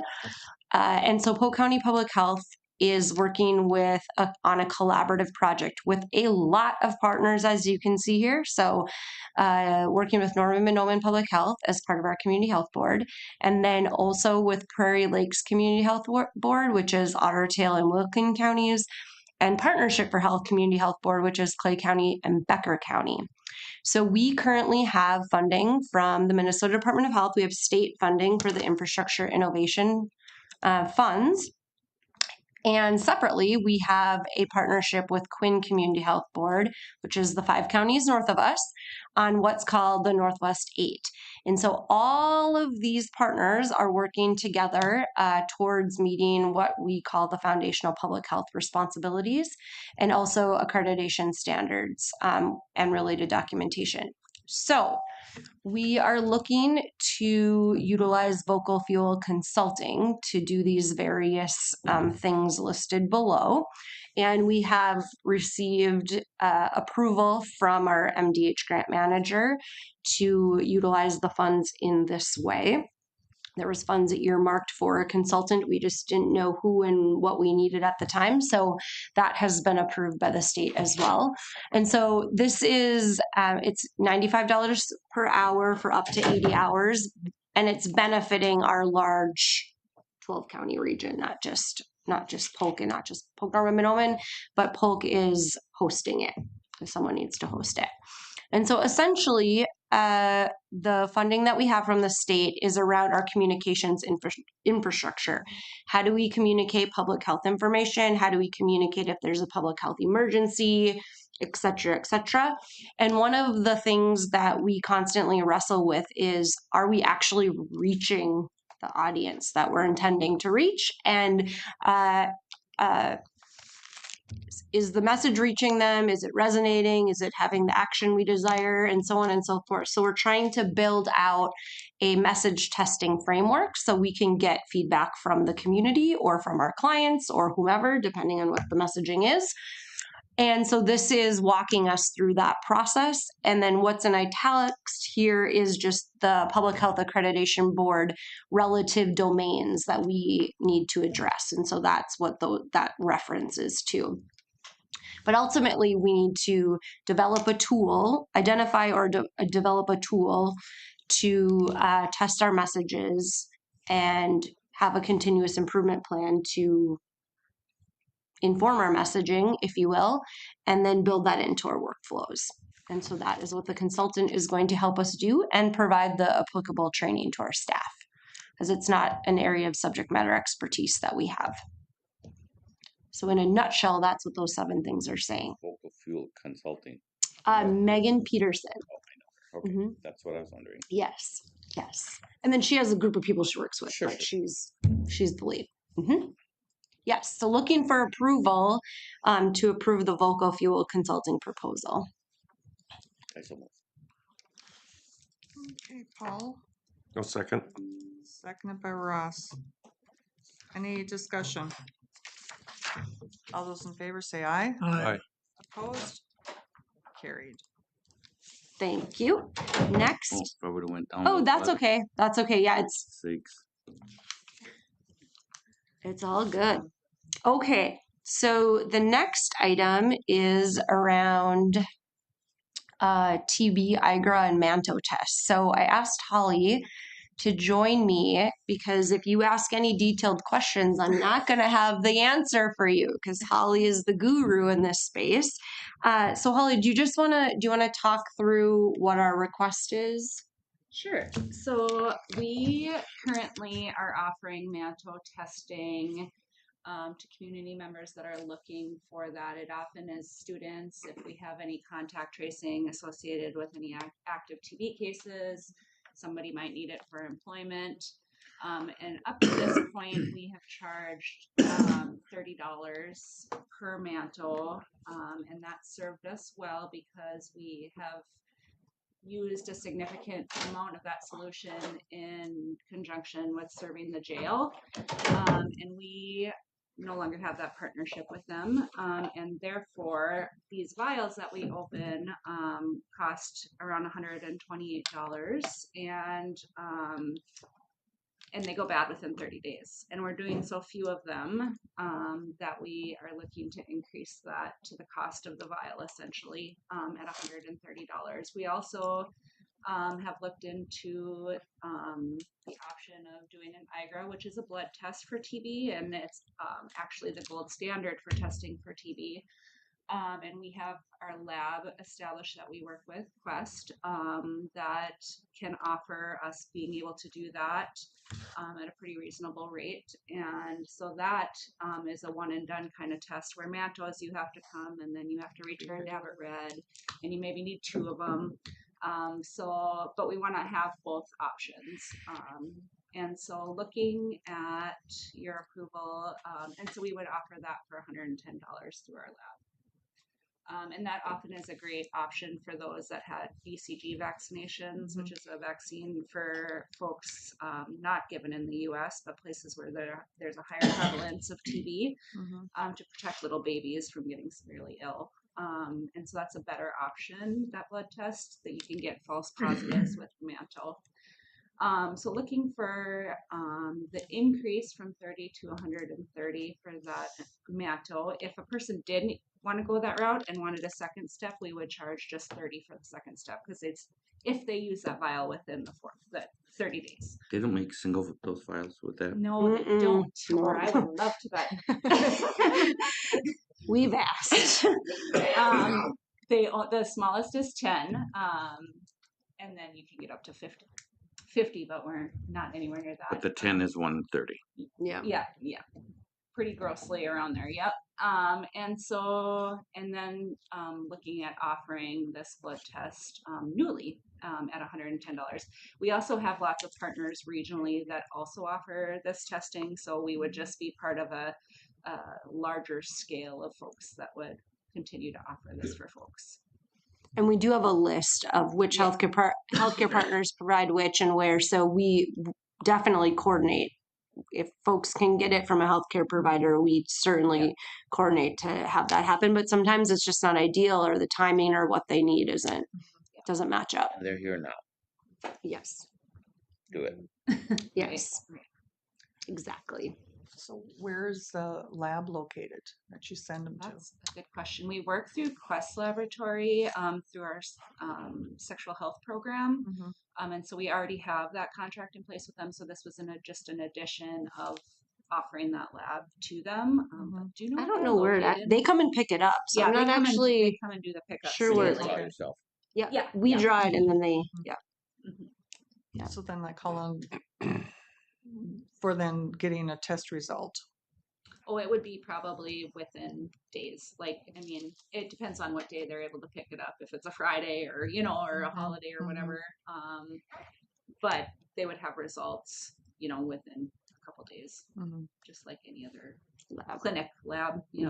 So it's not necessarily picked up the day that you draw it. Well, if they're there in the morning right away, then it could have been. Mm-hmm. But if it's more later in the day, then it would be the next day it would go out. Okay. Yep. Okay. Okay. So we're just looking for approval to increase the charge and then also to add the IGRAs. And these rates are consistent with what other people are doing. We're not like being, we're just literally getting the cost of what it costs us to do it. Right. Yeah. So looking to update our fee schedule associated, and then also to add that testing, diagram testing. This can be done in one motion? Yep. Yes. I move. Warren, Second. seconded by Paul. How come that one went so quickly? Question. Give us an update on the measles situation. I hear that in the That's why she news. brought me. That's Also. why I brought Holly. This is why I brought Holly. I will. Let's vote on this motion. Yes, one first. thing at a time, and then we'll Okay. be happy to address Yeah. that for you. So all those in favor say aye. Aye. Opposed? Carried. Okay. Now to measles. Yeah. So we have a little bit of a measles issue over on our North Dakota border. No cases identified directly within Grand Forks County yet that I'm aware of. We're staying in contact with them and our epidemiologist on monitoring that situation, but there's been lots of exposures that have happened in Grand Forks County. So we're working on a lot of messaging surrounding that, and of course encouraging people to get vaccinated. It's never too late. And just, watching how things play out. But unfortunately, measles is very, very infectious, and it can be in the air for a significant amount of time before it clears out. So if you see some of those time frames within the SAMs from 11 to 3:30 or whatever it says, it's usually because they were there, and then there's time that virus needs to clear. So yeah. So just watching now, there's nothing that I'm aware of in Polk County yet. We're getting lots of questions. We're working with, starting to work with some of our local providers and clinics because they're getting a lot of questions too, on their messaging. So That measles shot or whatever it was I had when I was 12 years old. yeah, Is that still good? it should be. We always hope, there's always failures. You can't predict when that happens, but most cases by far are not vaccinated. Good. Yeah. One other side that I'll just mention to you, because you probably heard about it in the media or through the community, is that Riverview Home Care is closing. And we have been approached about what role, if any, we play in that.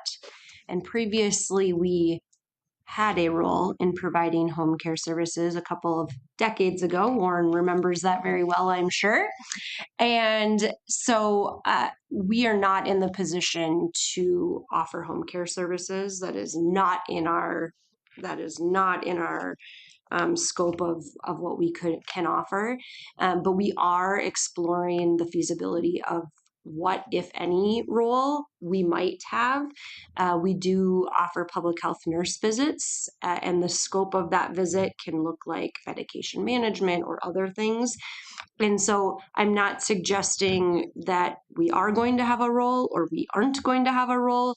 However, public health's role is to assess and respond to community needs. And so a community need has been presented to us. And so we're exploring what, if anything, that looks like to us. So may come back to you with some potential next steps and asks. We're not there yet, but I just want to give you the heads up that we're kind of exploring what the situation is and what the real need is, short term or longer term, and then we'll go from there. So Do you know how many clients they had? I suppose it varies, but it does vary. I'm not exactly sure what number they're at right now. I don't want to speak out of turn. Mhm.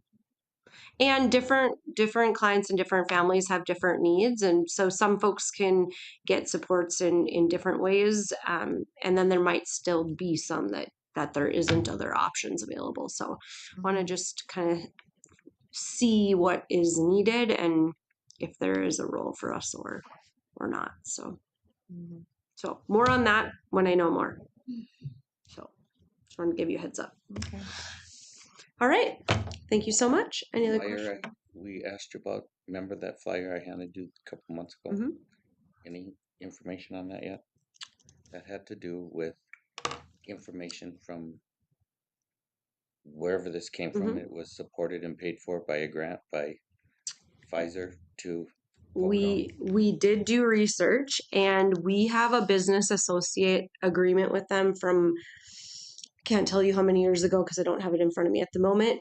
But it doesn't actually go to the company. It goes to we send the contact information for the people that need information, and it goes to a separate entity, and then it's not kept. So long story short, that information isn't going to the company in question. And then we are identifying who needs the communication and at what interval.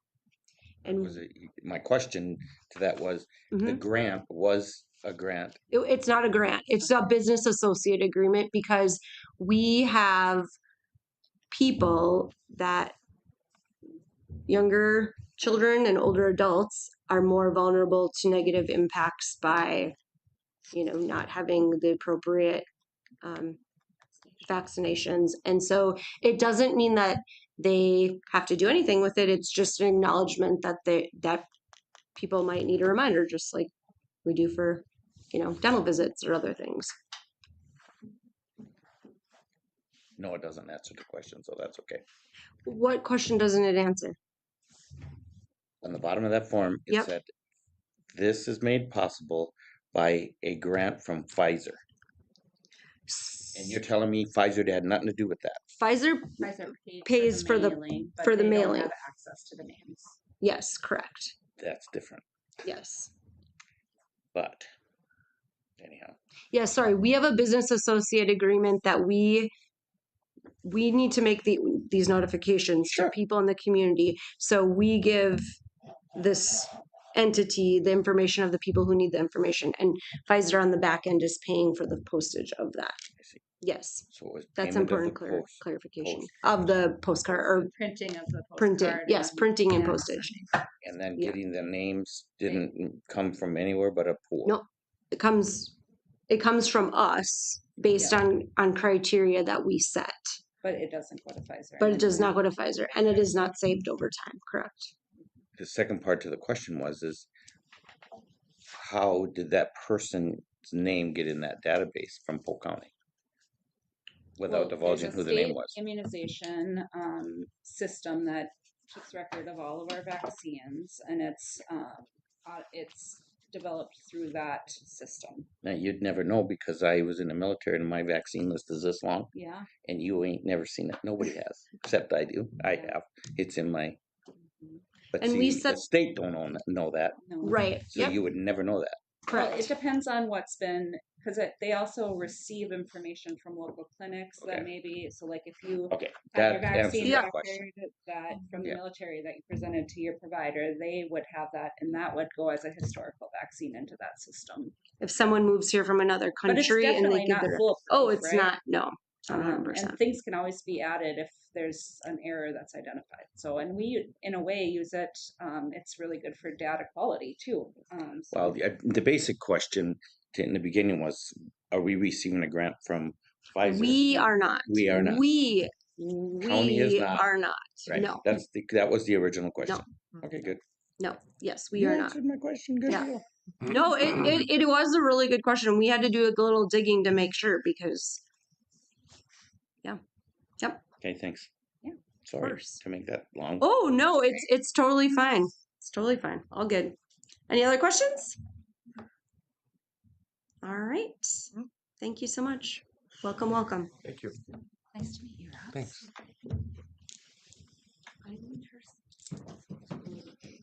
Do we want to do Stacy next or Stacy, I believe, is next. Yeah. Okay. Ready? Just sign. Hi there. Hi, how are you doing today? I'm good. Oh, this is okay. I'm doing round robin here.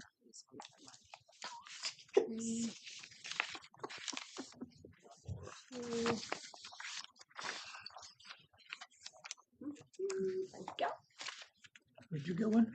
Yep. Okay. Yep. They're coming from all directions here. Got a cover sheet on this one. it's a standard This one from last time I didn't have these things. job description. I don't know why we have it. It's just the way it works. But Oh, I see. tells you which department. Cool. Looks like my bank statement. Yeah. -0. This page intentionally left blank. Uh-huh. This was intentionally. I almost forgot who I am here.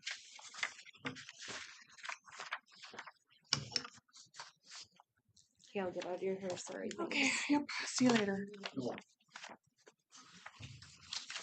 Hi. Hi. Let me know. Ready? Yep. Okay, let's roll. So coming today before you to request permission to post for an assistant finance director position.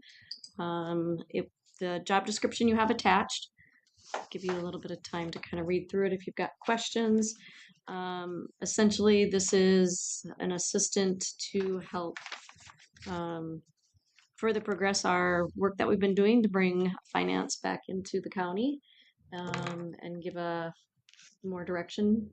And this is to also help me with payroll. So we need a kind of a payroll, a middle level. We've got a payroll clerk, but we need a payroll supervisor above that can be checking internal controls, making sure that we are compliant, tax things, earnings, stuff like that, kind of higher level. And also internal control probably being the biggest thing is for them to be looking at the payrolls and auditing. And then also really for myself we need another person in between myself and staff so that this person can be helping me with audit prep work and all of the coordination that we have going on so that I can kind of stay on top of more of the management and direction and the capital and the planning and budgeting and pieces like that. Whereas right now I'm just getting pulled in too deep on day-to-day transactions and not being able to relieve myself of some of those things. So that's where this is at. DDA was sent over to DDA and they've placed it at a grade 17 position, and we did put it into the budget as requested. So that's kind of what we're doing, but it is a new position for Polk County to help us. We can have someone by April maybe, or is that Oh gosh, that'd be lovely. That would be lovely. It's a high level position. Yep. Yep. Yep. It is. It's a big. It's a big what step. I'm saying, the deadline will be when really leave it open, right? Well, we haven't Usually- actually talked about that. We'll probably advertise. We'll have closing date. We'll see where we're at. We'll Right. extend it if we need to. Sure. You know. Yep. Yep. Because we've There'll got be very similar qualifications like as what- myself. yeah. Yep. Yep. So we're really looking for somebody who's got finance background, accounting degree, auditing, any one of those things. The payroll is going to be kind of this odd spin on it. You don't really, whereas myself being in a smaller school district, I did all of those hats. Right. So that's why I had that payroll HR piece of it. But we can, we'll see what we get for candidates and their experiences.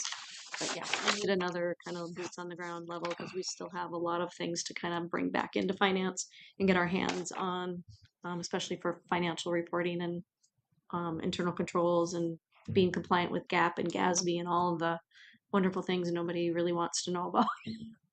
But are important that we have to comply with and to streamline.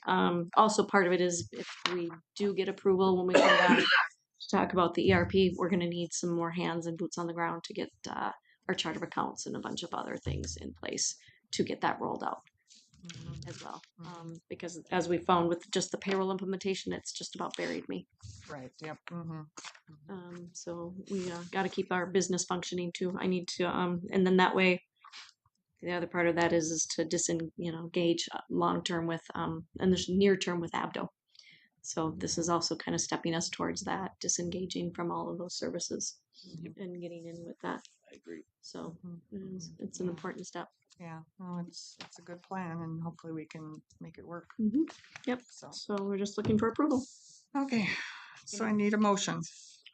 So moved. I think it's a priority. Okay, so Gary and Warren, any more discussion? All those in favor say aye.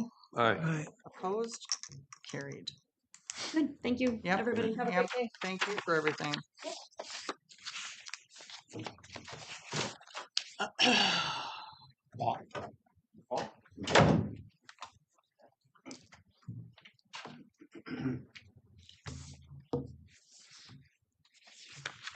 Good afternoon. Good afternoon. Okay, I'm Paul Calba, the mayor of Langby. And we have several folks here today that are talking about property lines in the city of Langby and Polk County as well. And I'm sure you've heard of this before, but Daryl will be the only one speaking, Daryl Donnell today. He'll be the only one speaking today.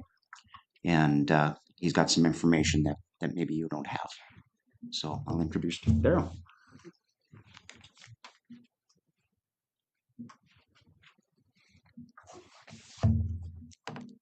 Now I got some folders for you guys. I'm Daryl Donnell. I'm sure you all know me pretty well by now. And I got some folders and some information. I don't know who wants them. I want one for the record. And then you guys can look at them here. Send them around. I'm short one or two here. I didn't make enough. No, that's fine. Take it. Go ahead. That's it. We can share that. There we go. You want to look at this one? I just need one. I'll make sure to get it back to you. Okay. What this is about is we all sat here in this meeting with these surveyors here and we were arguing back and forth about it. And Amanda on this sheet right here said right out, if there's anything with any kind of property description on it, she would like to see it for this county road. And I have it highlighted on the sheet right here. This is right from the highway department in Polk County, right on the front, and it's right there where that line where that road is, beginning from Highway 2 to the railroad tracks in section 28. And Richard Sanders had signed off on it in 2008. It's this one here, yeah. That's the one there. Yep. It's got the property descriptions, everything right on it through the railroad tracks. And then on this one right here,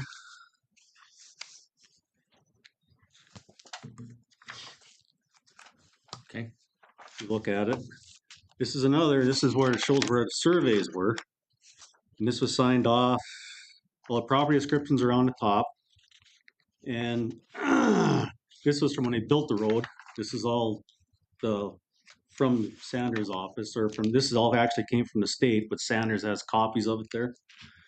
And it says right on here, it was built 76 and it started and plans were made in 72. Right on the bottom was highlighted. And it has a surveyor's name on it, engineers. And you go to page 4 of 15. And it shows the road. And I put it right on there whose places are all living right there on this section here. Okay. And it shows that there should have been a pin put in the road right there when this was surveyed. And this is what Josh Dickerson had told me. This is what that's supposed to mean. And then you turn the page, sheet 5 of 15, and it's got the survey marker on there showing the road. Exactly, it was built where it was supposed to be. No correction line. It's on this page right here. Okay.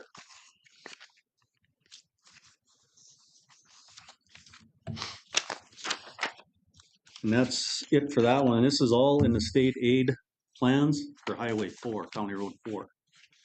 This every road in the county, if it got any kind of state money on it, it has to have these surveys done on it to be able to get the funding. Meaning, if this is all going to get changed, then all the surveying has to be redone and everything on it to be able to get any kind of money on these roads again.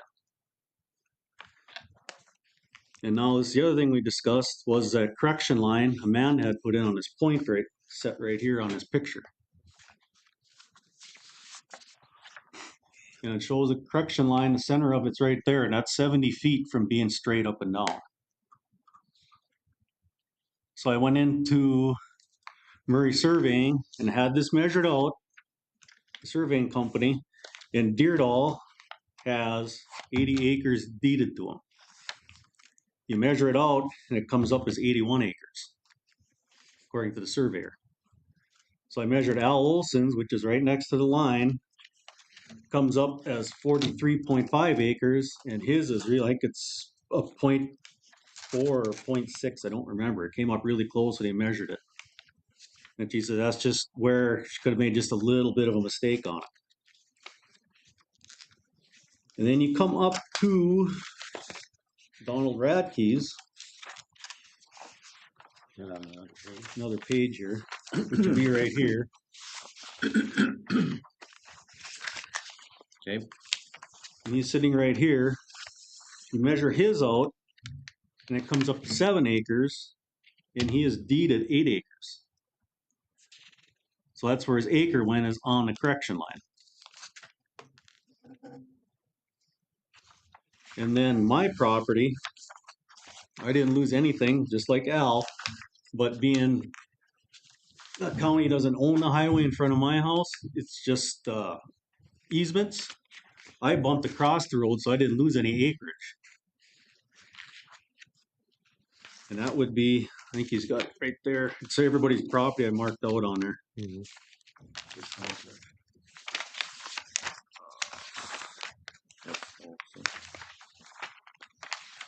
Oh, right. No. Might have missed one here. I know he's got it in his right there. Showed I wrote everybody's property. It's Deerdall's Olson, and then mine's on top, and then Donald Radke's right below me right here. That would be mine, and this would be Donald Radke's right here. Oh, right here, I see. Yep, and see Donald's got pushed up against the highway there, and he's in city limits. Okay. So he lost an acre. He didn't bump across because the county owns the road there.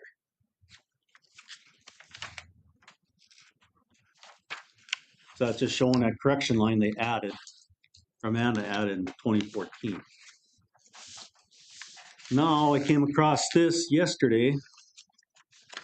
I got it emailed to me, and this was from the county recorder here. And it's a certificate of survey for Polk County 4 right here. And this information they're claiming they don't have it. And it's all on record right at the across this hall over here. This road has been all surveyed in, and there's actually GPS coordinates on it. And Amanda said there's no way of telling east or west on this, and it's all in GPS coordinates, and it's on the prints, original prints from the county. Everything is right there. And it doesn't show any kind of a correction line here, and all our properties sitting here all follow this survey.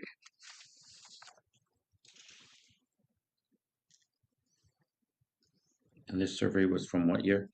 2008, I believe. Then it was re-looked at in 2010. It says back here, I can't quite read it. That's 2010, it says right here on it. Somebody had re-looked at this.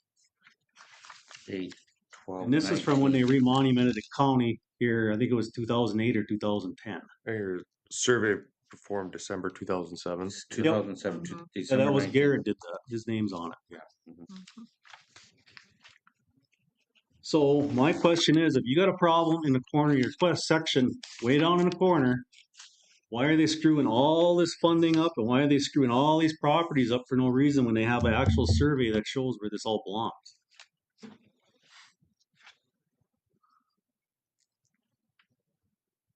And all this information, according to Josh Dickerson, he's from the state. He couldn't make it here today, but he has a presentation he wants to give on this too. He said all the survey notes, everything are in the county's Sanders office. There'd be more maps and everything on this. So we kind of want answers why everything's moving around here for no reason when they got the surveys right here showing this. And why are you screwing up all this property? All this funding will be screwed up. This is already surveyed for absolutely no reason. Because all our properties follow this survey, all the way down to the railroad tracks, all the way up there, and we're 70 and across the road, all the way across, and that's 70% of the property right there that we own. It follows this survey. Yeah, follows that survey Okay. right there. That Just wanna they make claim sure there I'm- wasn't any surveys on this. And it's right across the court, across the hall here at the recorder's office. And Woodset did the survey.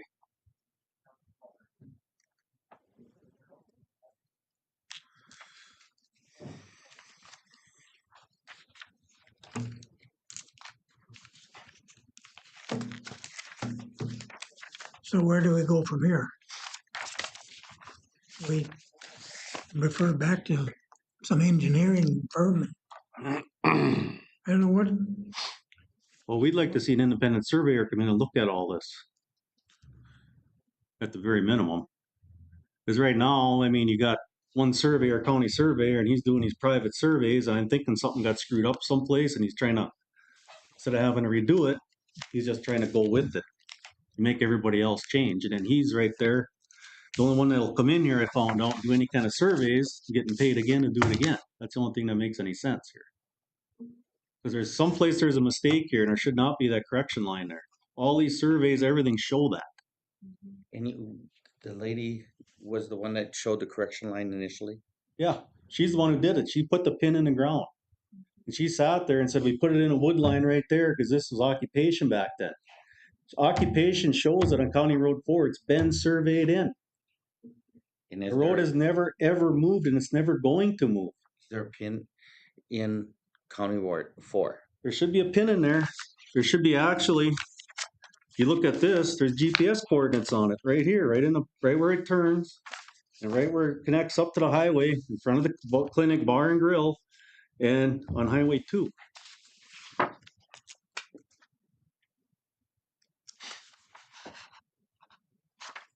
Like I said, if they got a problem in the corner of that section, there's no reason to change everything in the whole section and make all these property owners do all this all over again at our expense. There's absolutely no excuse for this. Especially you got a survey here that they don't want to bring to the table. He said it doesn't exist. And you all sat here, we all argued about it, and he's saying there is no information on this road, and it's all right here, and it's in Sanders' office.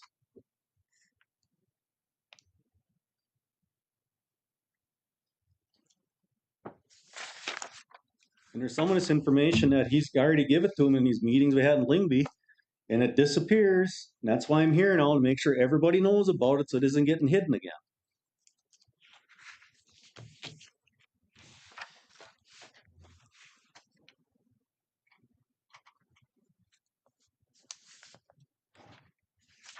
Well, I mean, we're not surveyors, so. I understand that. And Josh Dickerson, he said he will come in here. He actually wants to come in here and explain to you how all the surveying and everything will work from the state.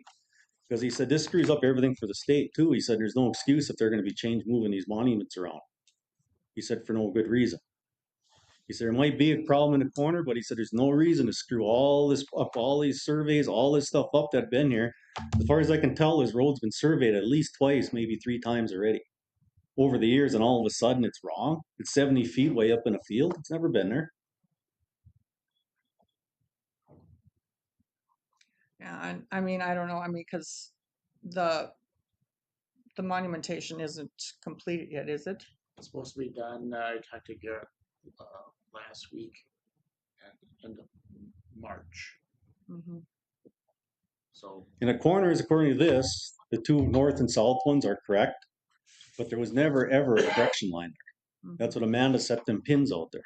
Mm-hmm. And that was never ever shows that it's never been there. Mm-hmm.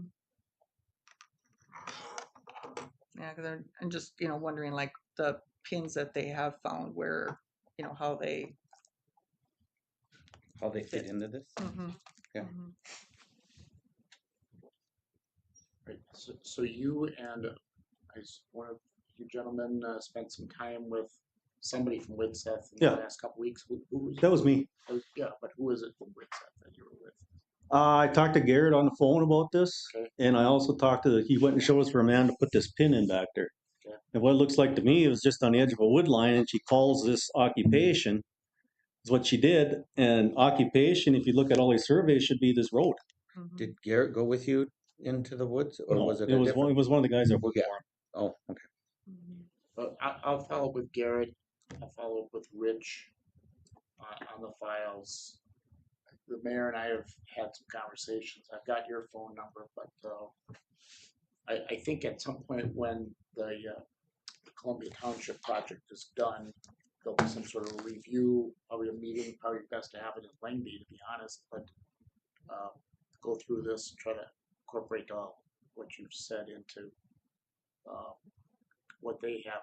Garrett seemed to be aware, talking to me, what you had told them. I gave them everything except for this survey. I just got this yesterday. And they got all the survey notes, everything in that whole area. So that's why I understand why they're trying to move this, twist everything around in this, all of our property up here fits. It's 70% of the section fits, according to this survey. They say if they got a problem in the corner, there's no reason to screw up the whole section to fix a problem in one corner of it. Especially now, if they're gonna leave it the way it is, all the funding and everything has to be redone now. That's why I wanted to bring from the guy from the state in here to explain everything that to you. And any kind of township would be the same thing. They'd lose everything till the surveying issue would be all redone on their blueprints to give it back to the state. And it's a big expense that I can see for absolutely no reason when all our property fits this survey already that was done. Thanks for the info. It definitely shows that there's something going on that we need to make sure rectified. But at some level, we got to get it fixed. You know, This center pin is what. That's the one Manda placed in there, and it should be a straight line right there, and it should be straight, and it should not be a correction line. Shouldn't be a correction. Okay.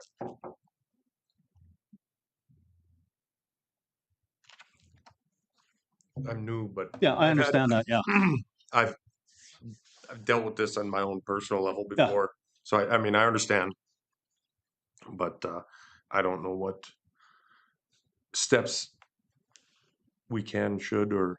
I think we still got to wait for the. Yeah, I mean, as a, See yeah, what I mean, that right now, says, there's nothing that, then this has to be taken into account. Count. For that. I've heard about the road in the past. I don't know the details. I mean, you're limited. I'm just hearing about it, but see what they say and see what has to be done after that. There are ways of dealing with it, but how you deal with it and how you have a satisfactory to all parties involved dealing with it are two different things sometimes. There's no action that the board can. No. It's just the information's good to have. We live stream this, so we're able to watch it. So I'm sure Rich and Garrett can watch exactly what you've said. We'll have this entered into the record, so it won't be gone. And I do know. I talked to other counties. I think Hubbard County had the same issue. Because all he did is pass a resolution and go back to the old surveys. Okay, yeah. I don't know if that can be done, but it's that easy, then it's that easy. I mean, I know that's what they had done, because I talked to one of the guys on the board that did it. Because they had the same issue, and they said, just went and looked at everything like I got here, the old survey, you got the old surveys right here, and they just went back to the old surveys and they fixed whatever was wrong in that, what they had to do. do you remember who it was you talked to? Al might, because we were talking to them together on the phone. Who that was? Yeah, if that Mr. Dickerson is coming, it would be nice to get his. If he wants to have input, it should be done before Garrett's done with his thing. Well, he said the 17th he can come in here. I talked to Dickerson about it and show everything for the state and how to actually probably show you how to fix this. We have to get on a docket. I didn't get him on there until after this meeting to see what the board had to say about this. Well, we'll get them talking to each other and see where we come on this and get the Columbia Township project finished and see where that sorts out with this as well. Because he said the 17th, I'd like to get on a docket. And you can say you have a presentation for you guys explaining this stuff. If I could get on. And see what they say ahead of time. I have to, and I talked to the mayor about this. I have to have something to put on the agenda. What is it that we're doing? You know, here this today is you showing the board your information. So I would have to do the same thing is taking the lead on that. Because otherwise, you know, the normal way for us is to have something for the board to act on. Right now, they're hearing what you're saying.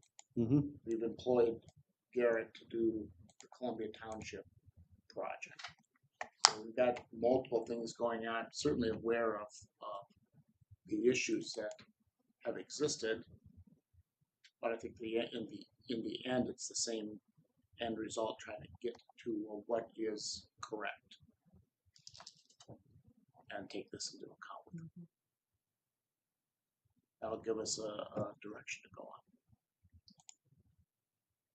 But I don't vote, so I don't know if there's, I'm not aware of some resolution that you can just pass, say it the way it is, because the lines are where the lines say they are. But doesn't mean that there's not errors. We've certainly had our experience around the lakes with property lines that are just off. And there's methods for addressing them, but you know, probably the unfortunate thing is the property owner is left in kind of limbo until it gets resolved. Well, it is, and like I said, all the surveys match our property right now is the thing.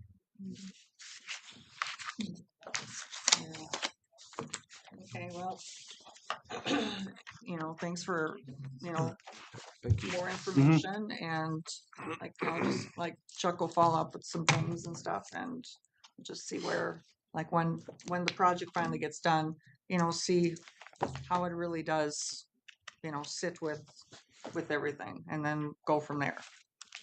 So Like I said, Dickerson's he's willing to come in here anytime or talk to anybody who wants to talk to him. He'll talk to you. He'll have to make a time to get on the thing if that's what he wants to do. But it's got to be something what Chuck was explaining, what it needs to be. Thank you. But this is actually where we're sitting. It's going to cost us a lot of money for absolutely no reason when it all matches right now. Not now, but what it used to be here. Sure. That's how it all laid out. Sounds good. Yeah. I don't know, if I had cancer and went to a doctor and he said I had cancer, I'd get a second opinion. Yeah. Thank you for your time. Yeah, Thank you. have a good day, guys. Thank you. Thanks. You'd like to keep this copy? I think you understand this more than I do. Okay. Anything else for today?